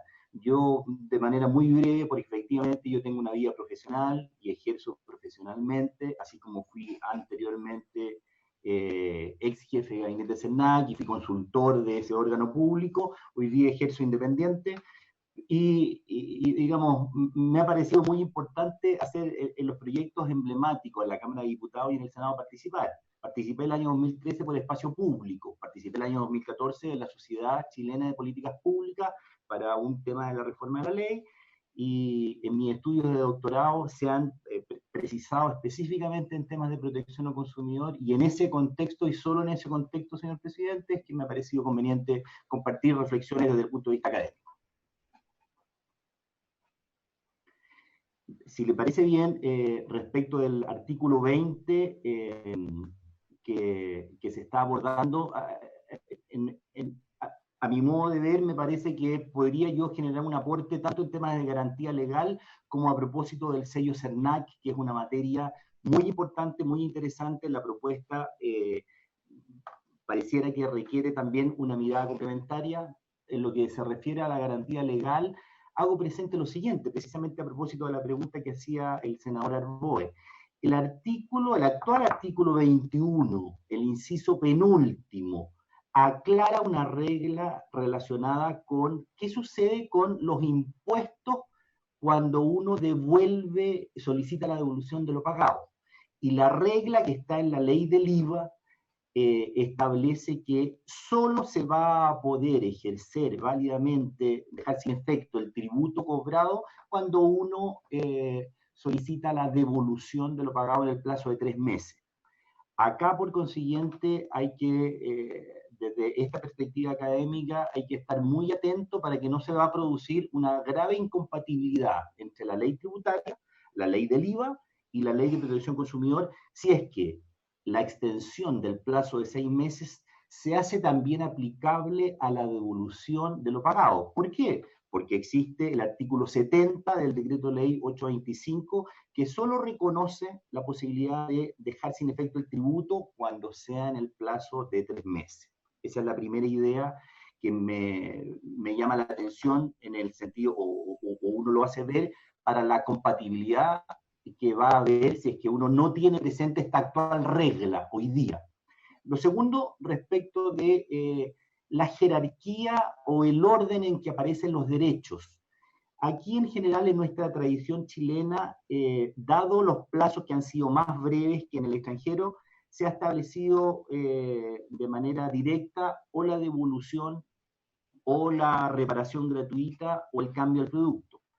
Cuando estamos pensando en alargar el plazo de extensión de la garantía legal, necesariamente el derecho comparado nos entrega una lección que es bueno tener muy presente. Y ahí surge la necesidad de establecer jerarquías. Ya no da lo mismo, pareciera, en un breve plazo que los derechos se ejerzan indistintamente que cuando es en un plazo mayor. En España, que se suele citar, digamos, y por otros académicos, digamos, como un referente en temas de garantía legal, hay una jerarquía en el ejercicio de los derechos. Eso a un consumidor chileno puede que no le guste. Bueno, pero al consumidor español no sé si le gusta o no le gusta, pero es como, digamos, en la Comunidad Económica Europea y en España en particular, han establecido que da beneficio y rendimiento en la regulación la aplicación de la garantía legal. ¿A qué me refiero? En que en esa jurisdicción en particular se establece primero el derecho a la reparación o el cambio del producto. ¿Y por qué? Porque lo que se está protegiendo, señor presidente, es el contrato de consumo que se han celebrado las partes. Si una parte contrata, y así piensan los españoles, una parte contrata algo con un retail o con un establecimiento, con una farmacia, para hacerse de un bien que le dé satisfacción a una necesidad. Por consiguiente, si el producto tiene un defecto, la primera y más razonable pareciera ser explicación o solución sería la reparación o el cambio del producto. Y en última instancia, dejar sin efecto el contrato, romper el principio del pacta sunt servanda, que el contrato es una ley para las partes, también se aplica en materia de consumo. Hago presente muy brevemente, señor presidente, entonces, estas dos ideas relacionadas con, primero, en relación con, va a haber un aumento de plazo, por consiguiente, la devolución, si no tiene presente las reglas actuales en la Ley de Protección Consumidor, de solo 3 meses para la devolución, se van a producir incompatibilidades con la ley del IVA. Y segundo, cuando se aumenta el plazo, también viene un impacto en relación con los derechos. Ya pareciera que el derecho comparado nos está enseñando, nos está mostrando que en otras jurisdicciones ya hay una jerarquía, un orden en el cual ejercer los derechos, y ya no indistintamente. Finalmente, lo último respecto de, sobre todo con la devolución de lo pagado. La ley, señor presidente, no establece, nuestra ley de protección al consumidor, una exigencia sobre el grado de defecto que debe tener el producto para ser devuelto, para dejar sin efecto. Esto es, una mínima rayadura en un mueble, en un aparato tecnológico, calificaría para efectuar la devolución de lo pagado.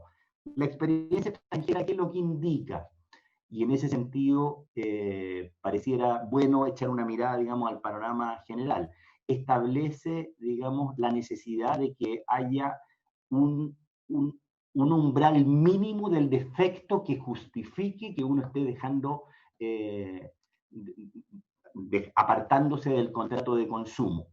Esto es, en otros países se ha establecido una limitación, pero pareciera razonable, justificada, relacionada con que exista un defecto que afecte de manera significativa el funcionamiento del aparato.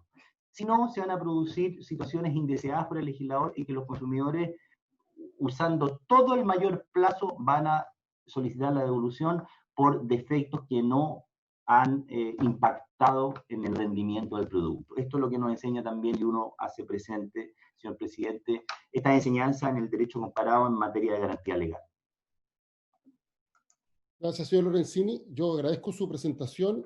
Sé de su enorme mérito profesional, con una destacada trayectoria tanto en el CERNAC como en la empresa privada.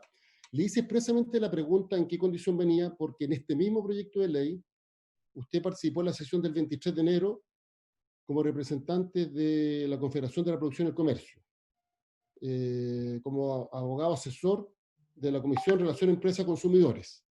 Entonces, le hice expresamente la pregunta para ver si venía en la misma condición.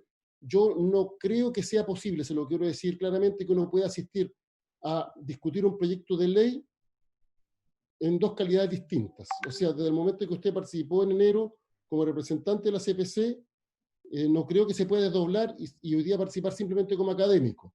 Es lícito, obviamente, que usted represente intereses de la industria, porque estamos en democracia, por lo demás todo lo que es la normativa de lobby está regulada, pero creo que es necesario precisar ese punto porque no estamos hablando de un proyecto de ley distinto.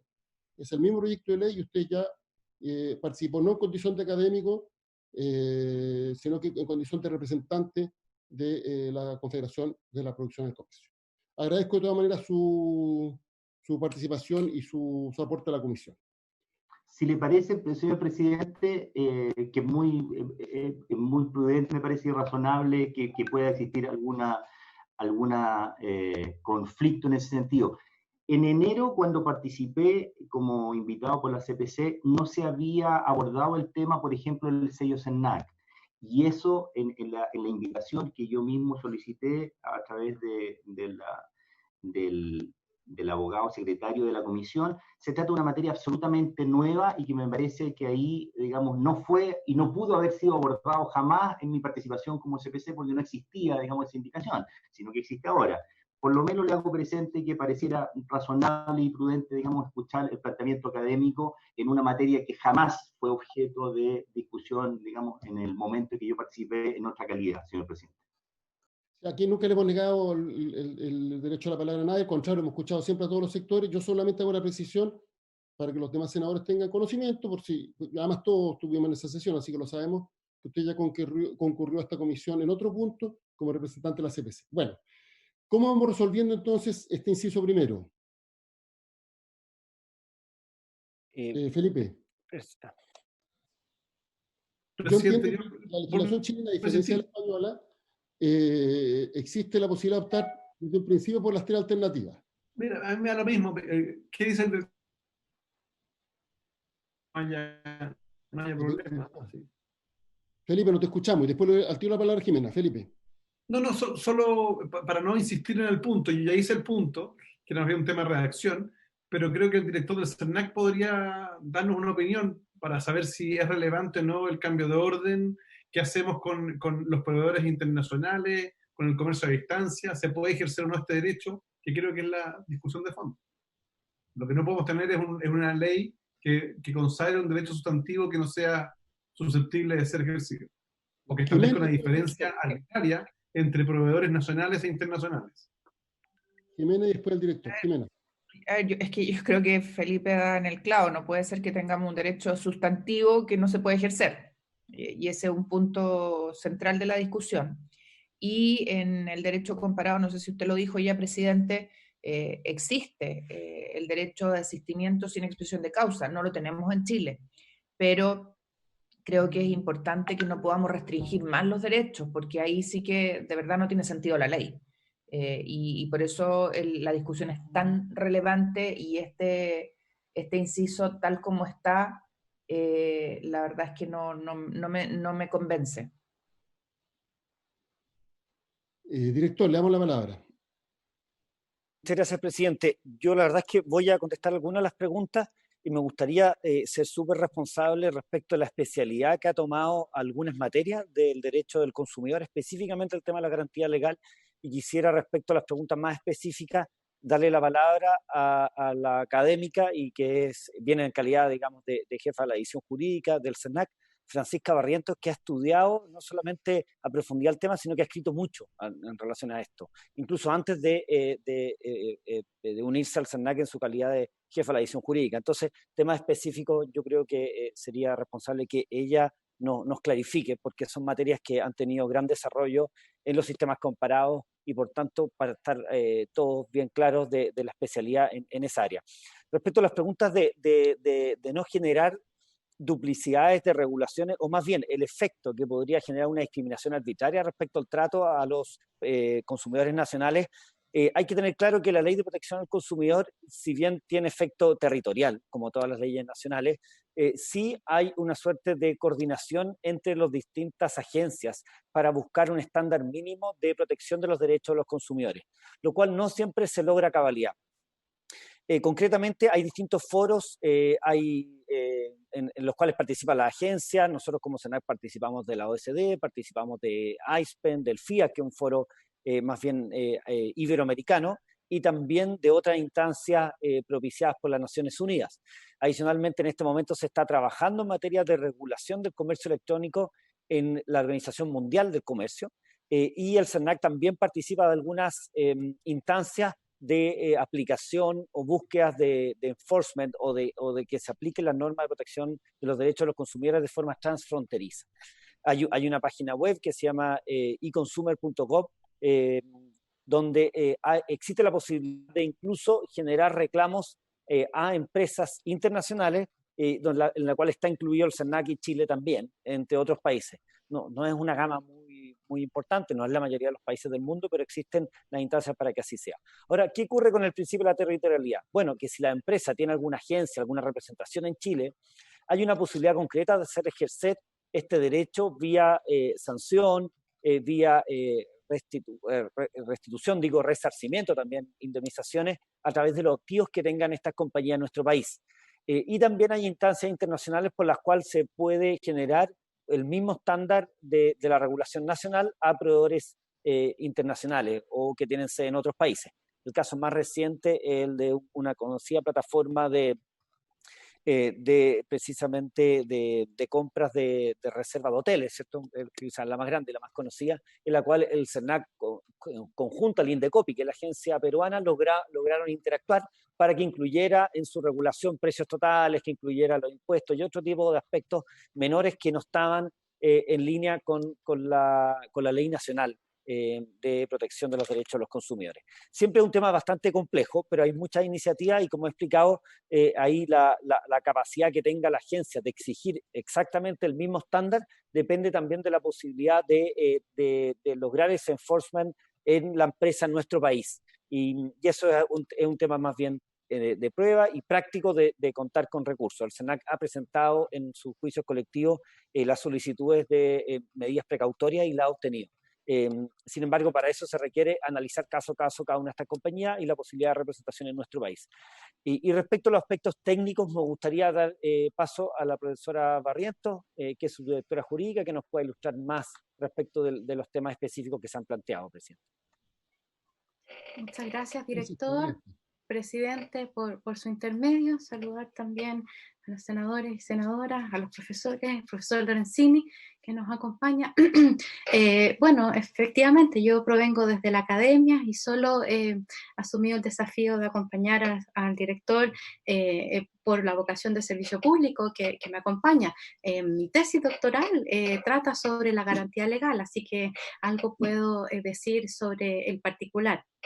Respecto a los temas transfronterizos, bueno, el director se ha pronunciado con bastante profundidad respecto de ellos. Si las aprehensiones del senador Arboe dicen relación con los proveedores internacionales y el comercio a distancia, más bien, más que tratarlos en materia de garantía legal, quizás deberíamos pensar en una reestructuración de las reglas del artículo 12A y siguientes, que son bastante parcas en lo que dice relación con nuestras normas. Tenemos están solo 2 normas, a diferencia, si es que quieren efectuar un paralelo con otros sistemas comparados, nosotros tenemos una bien parca regulación en lo que refiere a regulación del comercio electrónico, que se ha desarrollado, y sobre todo ahora, en este contexto tan especial que estamos viviendo de pandemia, múltiplemente, digamos, incluso por medio de circulares interpretativas del Servicio Nacional de Consumidor.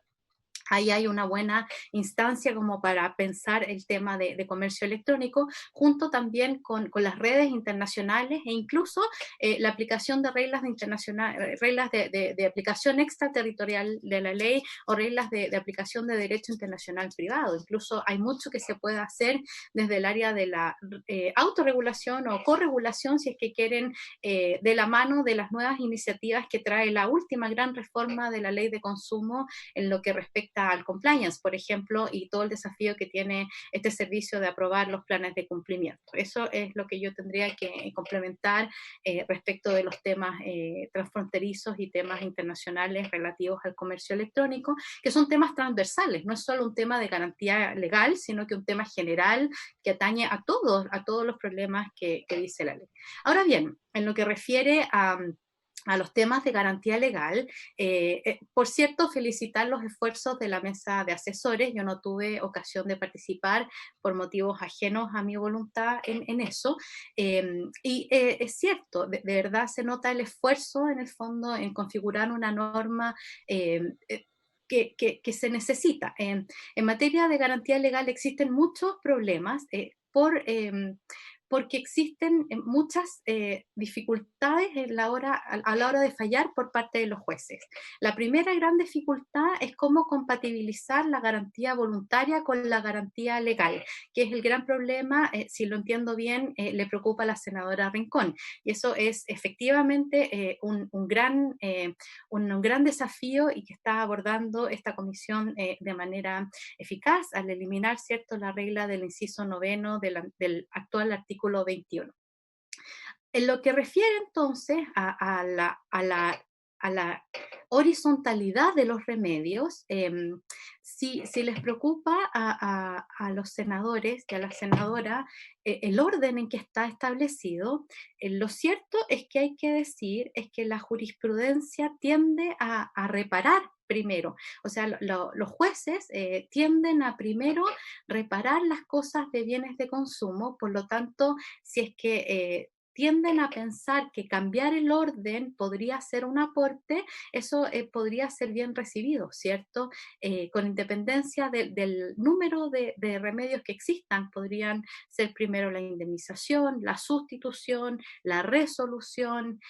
Lo que sí llama la atención, sobre todo desde la perspectiva del comercio electrónico y la internacionalidad que se le está pensando al proyectar esta regla, es que se haya enfatizado, por ejemplo, en que el consentimiento deba constar por escrito, especialmente cuando se trata de páginas web u otros. Eso podría traer algún tipo de impedimento. En lo que a mis estudios respecta y en lo que la experiencia en este servicio me ha dado, no conozco alguna regla similar idónea en una ley comparada al respecto. No es necesario, es cierto que es una regla de protección, eso es cierto, pero quisiera compartir con ustedes que no es necesario que el consentimiento aparezca por escrito para efectos de dejar constancia, como una regla de certeza, la opción. Es importante que efectivamente se dé cuenta y se garantice la opción, porque en la práctica no pasa así. En la práctica, cuando las personas van a ejercer su derecho, la persona dice, bueno, pero yo te lo llevo al servicio técnico y sin preguntar reparan las cosas, ¿cierto? Que es dejar de lado, desdibujar lo que la ley quiere garantizar, que es esta opción horizontal, ¿cierto? En la práctica se reparan las cosas aun cuando las personas pidan la resolución que no es sino la devolución del dinero. Por eso que es importante enfatizar que esto se trata de un sistema de libre opción y que además se aumenta el plazo, porque dicho sea de paso, en nuestra ley es la única ley que yo conozco que tiene un plazo tan acotado como el que nosotros tenemos, no obstante ser un sistema de libre opción. Bien, eso es lo que yo podría decir respecto de este literal o del inciso primero del artículo 20 que estamos conversando. Por su intermedio, presidente. Gracias. Bueno, vamos resolviendo. Está la propuesta de los asesores. ¿Hay alguna propuesta alternativa con redacción concreta? Yo aprovecho y adelanto que yo soy contrario a que nosotros restringamos los derechos que ya establece la legislación. Y si nuestra legislación establece el derecho de que las tres opciones son iguales, me parece que sería un retroceso desde el punto de vista de una ley que pretende proteger de mejor forma los derechos de los consumidores, que estableciéramos restricciones al respecto. Y por lo tanto comparto lo que planteó la senadora Rincón. Eso que tenga efectos prácticos de implementación, sobre todo con las compras de productos que vienen del exterior, etcétera, ese es otro tema.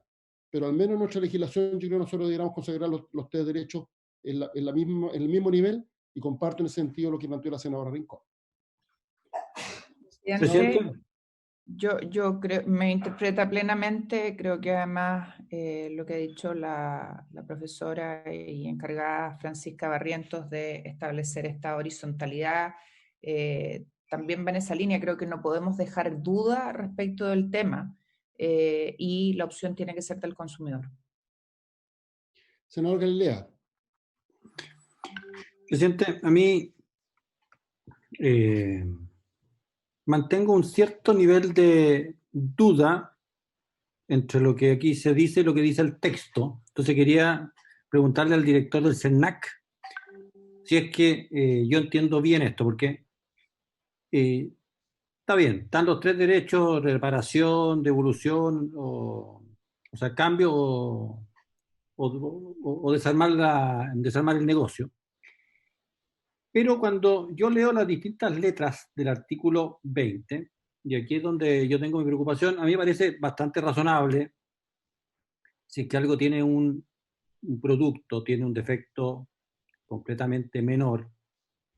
Creo que fue la Cámara de Comercio por ahí que puso el ejemplo, no sé, por una de las bandejas, o todas las bandejas del refrigerador llegaron trizadas o estaban débiles, en que lo único que hay que hacer es llegar y poner las bandejas de nuevo. Me parece bastante obvio que la alternativa razonable y obligatoria es: oiga, tráigame, cámbiame la bandeja y punto, y no me tenga que cambiar todo el refrigerador.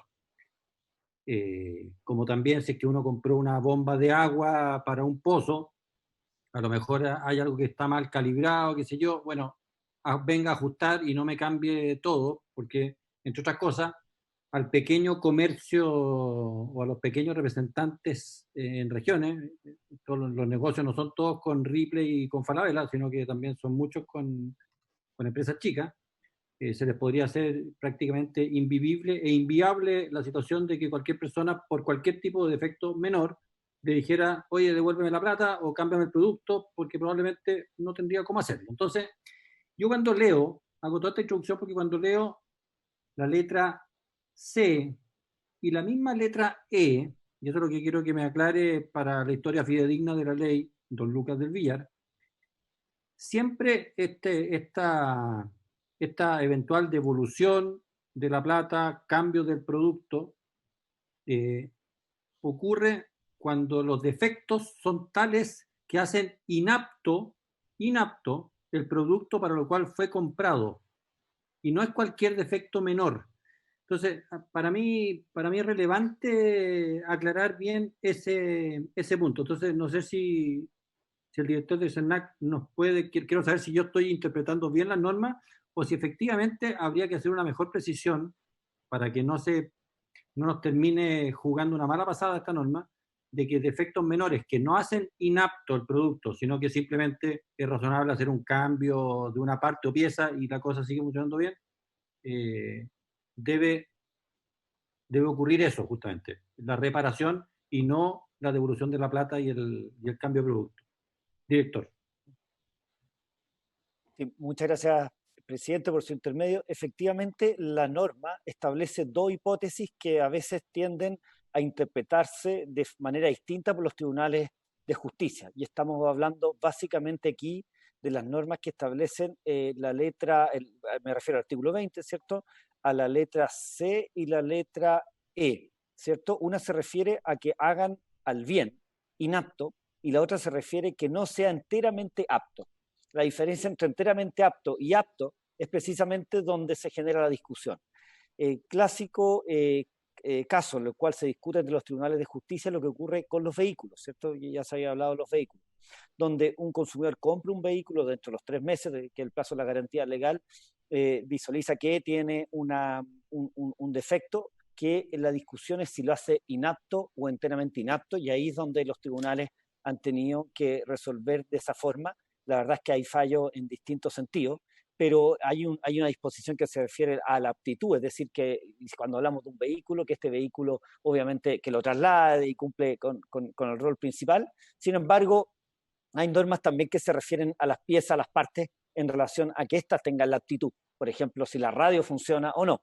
Obviamente que eso no podría dar derecho a la devolución por un vehículo nuevo, si es que hay una pieza aparte que tiene una funcionalidad distinta, ¿ya? Ese es un tema de causalidad y de aptitud que dice relación con el bien específico que es objeto de la garantía legal, sobre todo cuando estos bienes están incorporados de forma de una universalidad, ¿cierto? Esta es una discusión que a los tribunales de justicia nosotros creemos que la disposición, si bien podría haber más certeza jurídica, los tribunales en general han resuelto de forma bastante coherente, creemos nosotros, con lo que señalan los tribunales de justicia. Ahora, y perdonen que ya quizás abuse del comodín de la profesora Barrientos, pero es la experta en la materia y conoce los fallos, entonces no podría sino dar paso a que ella también nos ilustre respecto de esta distinción de estos dos artículos y precisamente la aptitud o enteramente inapto. Gracias, director. Efectivamente, yo podría complementar la respuesta desde 2 perspectivas. La primera es que la horizontalidad de las acciones que contempla la garantía legal no es contradictorio con decir que cada uno de las acciones o remedios que en ellas se contemplan tienen distintos requisitos.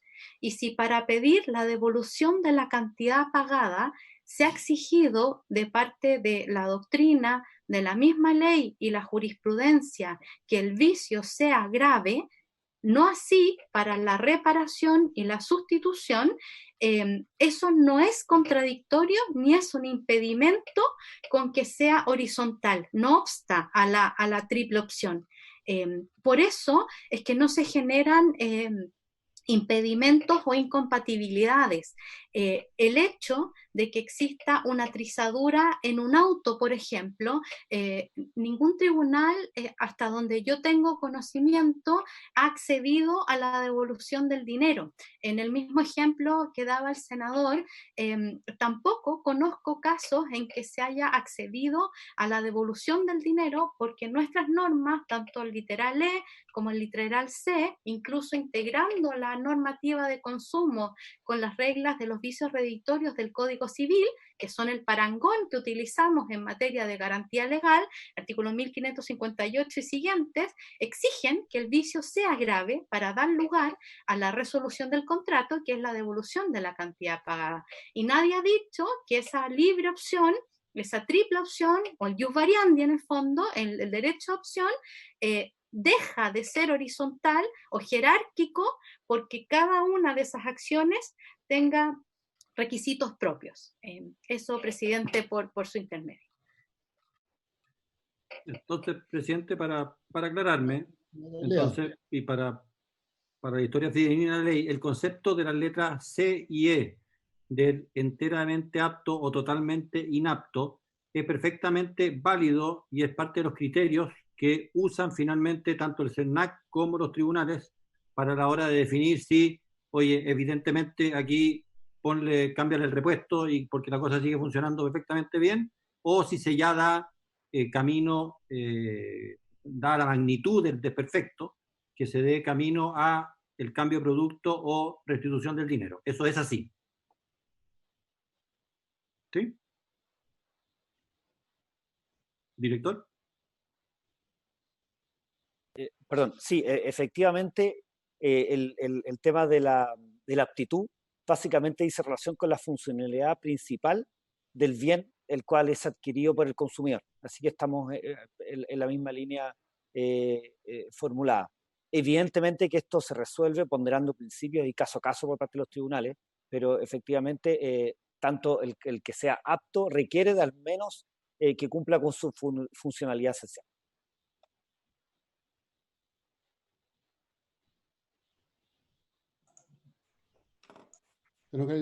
Intermedio, una pequeña aclaración de la... Yo me quedé claro, yo estoy claro, presidente. Señor Otero. Presidente, una pequeña aclaración, y es que estamos completamente de acuerdo con la última preocupación que manifestó usted y la senadora Rincón, y es que efectivamente el encabezado del artículo 20 lo que busca es reconocer esta horizontalidad de derecho, y si se fijan, la misma norma que llegamos a consenso dice que el consumidor tiene el derecho irrenunciable, en los casos que a continuación se señalan, a optar entre la reparación, la restitución o la devolución a su arbitrio. Por lo tanto, la verdad que para nosotros redactamos esta propuesta siempre pensando en esta horizontalidad, y la verdad que creemos que modificar el orden de los derechos es un tema semántico, pero queremos hacer ver que efectivamente nuestra intención al redactar esta norma como mesa de asesores era reconocer esta horizontalidad y en ningún caso restringir los derechos que tiene el consumidor al día de hoy, sino que justamente clarificarlo.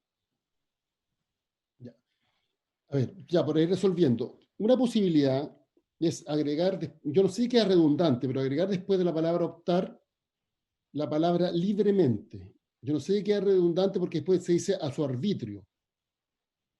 Pero que diga algo así como el consumidor tiene el derecho irrenunciable, en los casos que a continuación señalan, a optar libremente entre la reparación gratuita del bien o previa restitución, su reposición o la devolución de la cantidad pagada a su arbitrio. No sé si queda redundante libremente con arbitrio, pero no habría duda de que en este caso el consumidor decide.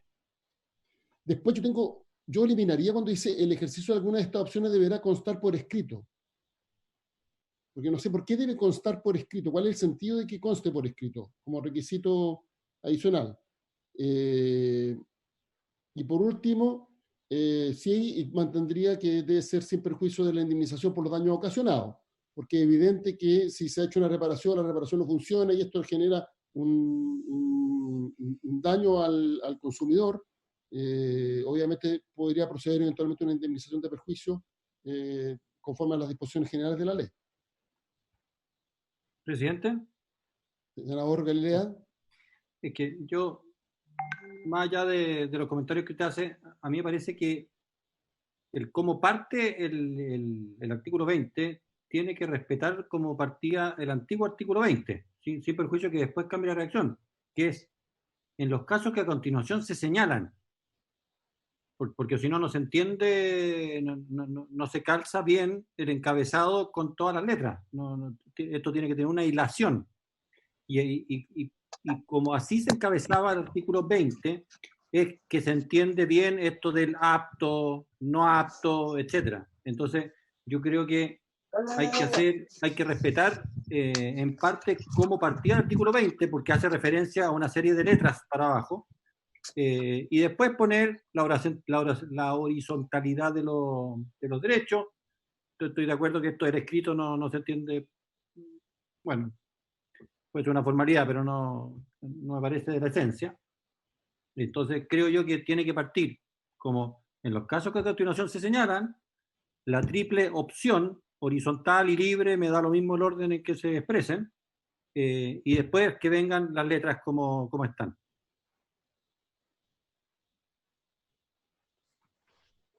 Director, ¿le puedo hacer una pregunta? Sí, por supuesto, presidente. Implementando la misma pregunta que hizo el senador Lea, pero ahora sobre cuál ha sido la interpretación que ha dado el CERNAC en sus circulares o instrucciones. Perdón, ¿en relación a lo que es enteramente inapto o la triple opción en general? Conjuga el artículo 20, el encabezado artículo 20, él hacía referencia a las letras C y E, y particularmente respecto del tema de la opción libre entre estas tres alternativas. Bueno, la interpretación que ha tenido el CERNAC Bueno, primero que hay que señalar es que la norma no es lo suficientemente claro y eso yo creo que ya es una opinión transversal.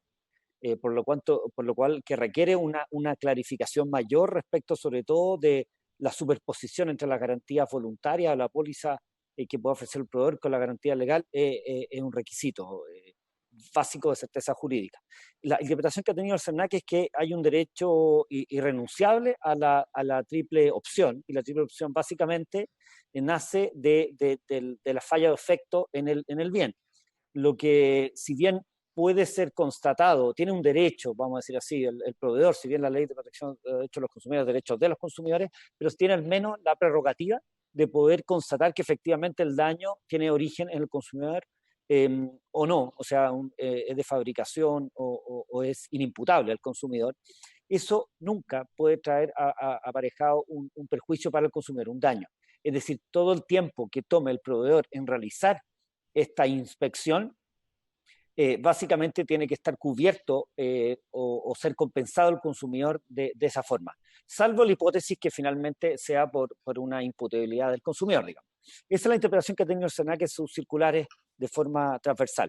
Ahora, ¿qué ocurre respecto de, bueno, el tema de que sea enteramente inapto ya es un aspecto bastante más excepcional, de nicho, de discusión, y que se ha judicializado, digo, en algunos casos relacionados con vehículos de mayor valor. Pero en general, el tema de la aptitud del bien no es un tema tan discutido. Sí, la triple opción, donde el proveedor lo que sostiene es que yo tengo una garantía voluntaria, una póliza propia, y esa póliza propia, como la ley establece una regulación muy, muy mínima, muy básica, podría decir el proveedor que lo ofrece por 3 meses y un día, por decir un ejemplo, y con eso lo que hace es evitar que se ejerza la triple opción de la garantía legal. Eso sí es un problema, eso sí ha sido una discusión, y por eso creemos que lo que se propone viene a resolver y dar más certeza jurídica. Ahora, también hemos visto tribunales de justicia que han superpuesto la garantía voluntaria, la póliza que ofrece el proveedor, temporalmente a la garantía legal. Y ocurría un efecto que yo les señalaba algunas sesiones atrás, que podría parecer contraintuitivo, que básicamente hay una garantía de un vehículo que dura 2 años y luego del cual se extingue esa garantía y recién ahí nace el derecho a la triple opción. Entonces, después de los 2 años y un mes, el consumidor podría estar devolviendo el auto y pidiendo la devolución del dinero, cosa que no dice relación con el sentido común, y por eso creemos que es necesario establecer esta interpretación. Pero el SENAC siempre ha sostenido que este derecho a la triple opción en los 3 meses de que recibió el producto es irrenunciable, no se puede modificar, y todas las cláusulas que lo limiten o que impidan su libre ejercicio se tienen por no escritas. Esa es la interpretación que ha tenido el SENAC. Y voy a reiterar lo mismo que he señalado recién, abusando de la paciencia de usted, si la profesora Barrientos podría aportar en algo en esta respuesta que ha estudiado a cabalidad el tema. El tema de la superposición de seguros lo vimos en la sesión pasada, mal no recuerdo, antepasada. Así es. Y básicamente el planteamiento era que primero está la garantía legal y segundo, si hay una garantía adicional, superposición de garantía en rigor. Si hay una garantía adicional, esta no se puede cobrar al cliente por cubrir lo que ya está cubierto por la garantía legal, porque ahí estaría, digamos, otorgando una garantía innecesaria. Y por tanto, incluso habría ahí una especie de pago de los no debidos, porque ¿cuál es la contraprestación que habría? Ninguna. O sea, entendiendo que esta garantía adicional la otorga cada proveedor y obviamente pueden estar explicitadas en el precio cuando se pide una extensión o pueden estar implícitas en el precio. O sea, puede ser que la oferta contemple esa garantía y obviamente que el proveedor la lleva a precio independientemente y cobra por un todo. O sea, no distingue cuál es el valor que tiene. Pero eso lo habíamos visto. Pero yo comparto efectivamente ahí que la letra C y la E podría generar un problema de contradicción con la interpretación del inciso primero. O sea, ahí podría un juez decir, bueno, pero si hay 2 letras explícitas respecto de la aptitud, en un caso total, incluso, para cumplir el objeto por el cual se compró este bien o se contrata un servicio, bueno, la pregunta es, bueno, básicamente en este caso estamos hablando de productos. Habría una contradicción con lo establecido en el inciso primero. Salvo que uno entienda la letra E, entendiéndola como que en el caso que se ejerciera la reparación y esta fuera evidentemente insuficiente, bueno, que también podría ocurrir con el reemplazo. En el fondo no se agota este derecho a opción hasta que el producto no cumpla con el objeto por el cual fue, digamos, creado y por el cual fue comprado. Presidente, por su intermedio. ¿Sí? ¿Perdón? Presidente, por su intermedio. Adelante. Sí, lo que pasa es que el artículo 20 tiene muchos literales, pero la norma más fallada, la norma más citada es el artículo 20, letra C, que habla de la ineptitud en general. Casi no existe pronunciamiento respecto de las otras letras, por lo tanto el problema se acorta bastante en lo que dice relación con la forma en que los tribunales están entendiendo la entidad o la gravedad de la voz ineptitud. Y con respecto a su cuestionamiento respecto de cómo se entiende el literal E, es todo un desafío. La verdad es que es una norma de difícil entendimiento, no obstante de mucha aplicación práctica, precisamente porque ahí existe un nudo gordiano muy importante. Los tribunales han solido entender que primaría a veces tienen dos vertientes. La primera es la que usted supone, que es como decir, esto reafirma la regla general, es decir, como no pudo hacerse efectiva la garantía legal, volvemos a las reglas generales, echamos pie atrás y rige de nuevo, ¿cierto? La triple opción, ¿cierto? Porque el defecto no se subsanó. Pero hay otros tribunales que entienden por la redacción actual de la letra E que prima primero la garantía voluntaria. Y el problema de esa interpretación es que si se coordina con el actual inciso 9 del artículo 21, que dice que deberán agotarse los términos y condiciones de la garantía voluntaria, que no establece el derecho a la resolución, por ejemplo, la devolución de la cantidad pagada o la indemnización de perjuicios, sino que solo establecen por lo bajo la reparación, es que se impone pretorianamente, por decirlo de alguna manera, la reparación, que no es lo que la ley ha querido. ¿Me explico? Sí. Eso, presidente. Por eso Señor presidente, profesor Lorenzini, por acá, si me permite un minuto para complementar. Adelante. Señor presidente, respecto a la pregunta que usted hacía y que continuaba la lógica de la pregunta del senador Galilea sobre la claridad que había en la interpretación y si entiendo bien usted preguntaba, señor presidente, ¿qué decía la circular interpretativa de CERNAC? La circular interpretativa de CERNAC en la página 15 establece claramente y recoge precisamente lo que se está conversando, razón por la cual pareciera que no habría ningún problema en que esa interpretación se recogiera en la Ley de Protección al Consumidor, y establece la propia circular que los vicios o los defectos deben ser graves, contemporáneos y ocultos.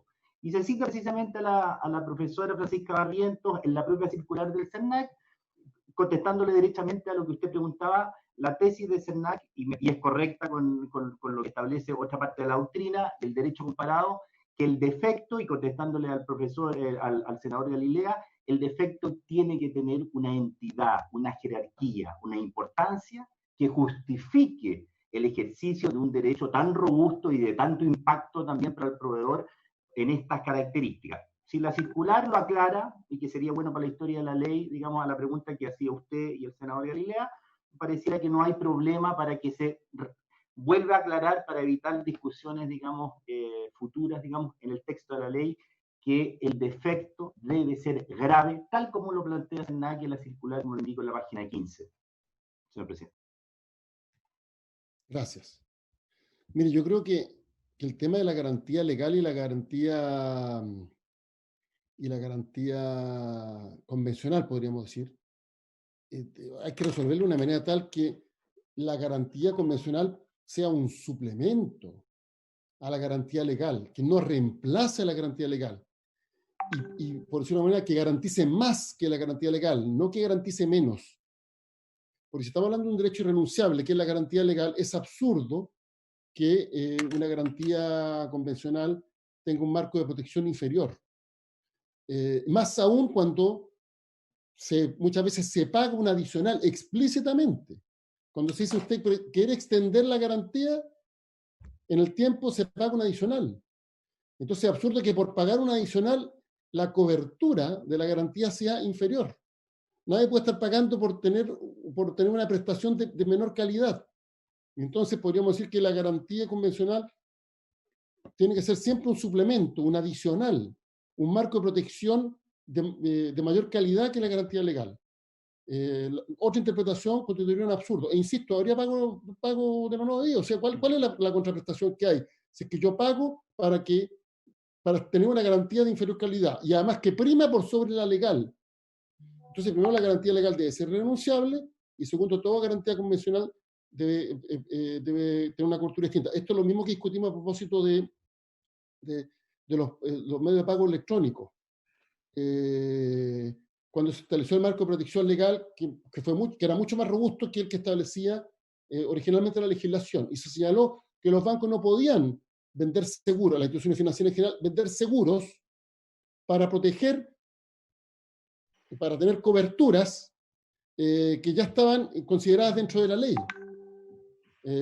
Bueno, y que ha generado todo este problema de interpretación con los contratos vigentes, y estamos a la espera, Pedro, de la respuesta que le hicimos a los organismos fiscalizadores, porque ahí se habló también de la transición. O sea, que es lo mismo, si hay una garantía legal, es absurdo que la garantía convencional tenga un marco de protección, una cobertura inferior.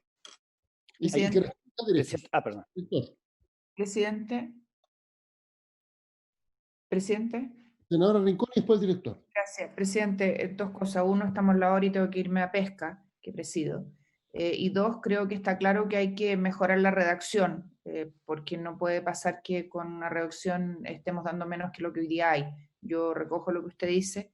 Aquí deberíamos tener una norma que diga algo así como sin perjuicio de que el consumidor pueda preferir las condiciones más favorables de la garantía voluntaria, o que la garantía voluntaria tenga como mínimo la triple opción legal. No sé, yo creo que hay que buscar una redacción y sería bueno que el Ejecutivo nos pueda proponer algo. Yo, lamentablemente, presidente, tengo que irme a presidir pesca, entonces no puedo seguir en la sesión. Ya estamos en la hora. Estamos citados mañana. Mañana estaríamos citados a partir de las 9. A las 9:30. 9:30, sí, perdón. 9:30 a 11:30. Director, ¿usted iba a decir algo? Sí, muy breve quizás la introducción solamente, presidente, que es un tema que se puede tratar en el día de mañana, y estando plenamente de acuerdo con lo que usted sostiene. Existe una garantía legal que está regulada en la Ley de Protección al Consumidor, que en primer término es del contenido neto de los productos y segundo la garantía legal de los bienes durables, que es la que estamos discutiendo acá. Y se refiere tangencialmente al efecto de la garantía voluntaria o convencional cuando ésta se refiere a un servicio gratuito, es decir, a una extensión normalmente de la garantía que otorga el fabricante del producto. Por eso se refiere también la ley al fabricante, al importador, al distribuidor, como solidaridad respecto a la responsabilidad por esa garantía de bien durable. Ahora, cuando estamos hablando de un pago por una garantía, entre comillas, extendida, ya estamos hablando de una póliza. Estamos hablando ya de un siniestro que está cubierto por un riesgo y básicamente se paga por ese servicio. Y ese servicio debiese tener la regulación propia de los seguros, porque esa es su naturaleza jurídica, ¿ya? Eso no ocurre en nuestro país y normalmente lo que hacen algunos proveedores, ¿cierto? Es que, sobre todo comercio del retail, lo que hace es vender o ofrecer este servicio de extensión de la garantía que muchas veces viene otorgada por el propio fabricante. Y ahí efectivamente creemos que es un tema distinto, debería tener un tratamiento distinto. Y por último, también existe la garantía del medio de pago. Distintos medios de pago, por ejemplo, tarjetas de crédito, ofrecen una garantía para el producto cuando perece por distintas razones, digamos, no imputables al consumidor, en algunos casos también imputables, y eso está establecido en los contratos de adhesión o las condiciones generales que ofrece el medio de pago, ¿ya? Entonces, esa distinción quizás de estos 5 tipos de garantías, 2 legales y 3 voluntarios, quizás sirve para ilustrar lo que usted plantea, que hay un segundo tipo donde se ofrece una garantía extendida, que se paga por el mismo, que no puede cubrir riesgos que están recogidos por la ley, y la analogía que usted hace es absolutamente aplicable, y en ese sentido lo que plantea el SENAC es que debiese tener el tratamiento de un seguro, dado que se ofrece de esa fórmula, y por tanto al menos tiene que tener algunas garantías, porque muchas veces esas garantías extendidas, para la redundancia, son a 2, 3 años, y por tanto puede ser que la empresa incluso deje de funcionar, y eso debería tener un tratamiento que garantice también que ese servicio realmente cubre lo que se ofrece en esos términos. Gracias, presidente. Bueno, entonces estamos convocados mañana a las 9:30. O sea, no hemos demorado más de lo que pensábamos en este proyecto, pero lo que pasa es que yo siempre digo, los detalles ronda el diablo. Tenemos que ser muy prolijos. Presidente. Esta frase me la enseñó mi abuelito. Dígame, senador Galilea. Que para mañana, ojalá que nos podamos ir resolviendo cosas, dejémosle la tarea al SENAC, al Ministerio y a los asesores, a ver si mañana en la mañana llegan con una redacción que tome en cuenta esto, lo conversado hoy día. Yo tengo entendido que hay dos temas, dos indicaciones anteriores en que no hubo acuerdo. Sí. ¿Y podemos ver lo que viene después en pantalla? También hay materias en las cuales no hubo acuerdo. Presidente, está más adelante el tema de los créditos a estudiantes universitarios en que no hay acuerdo. Me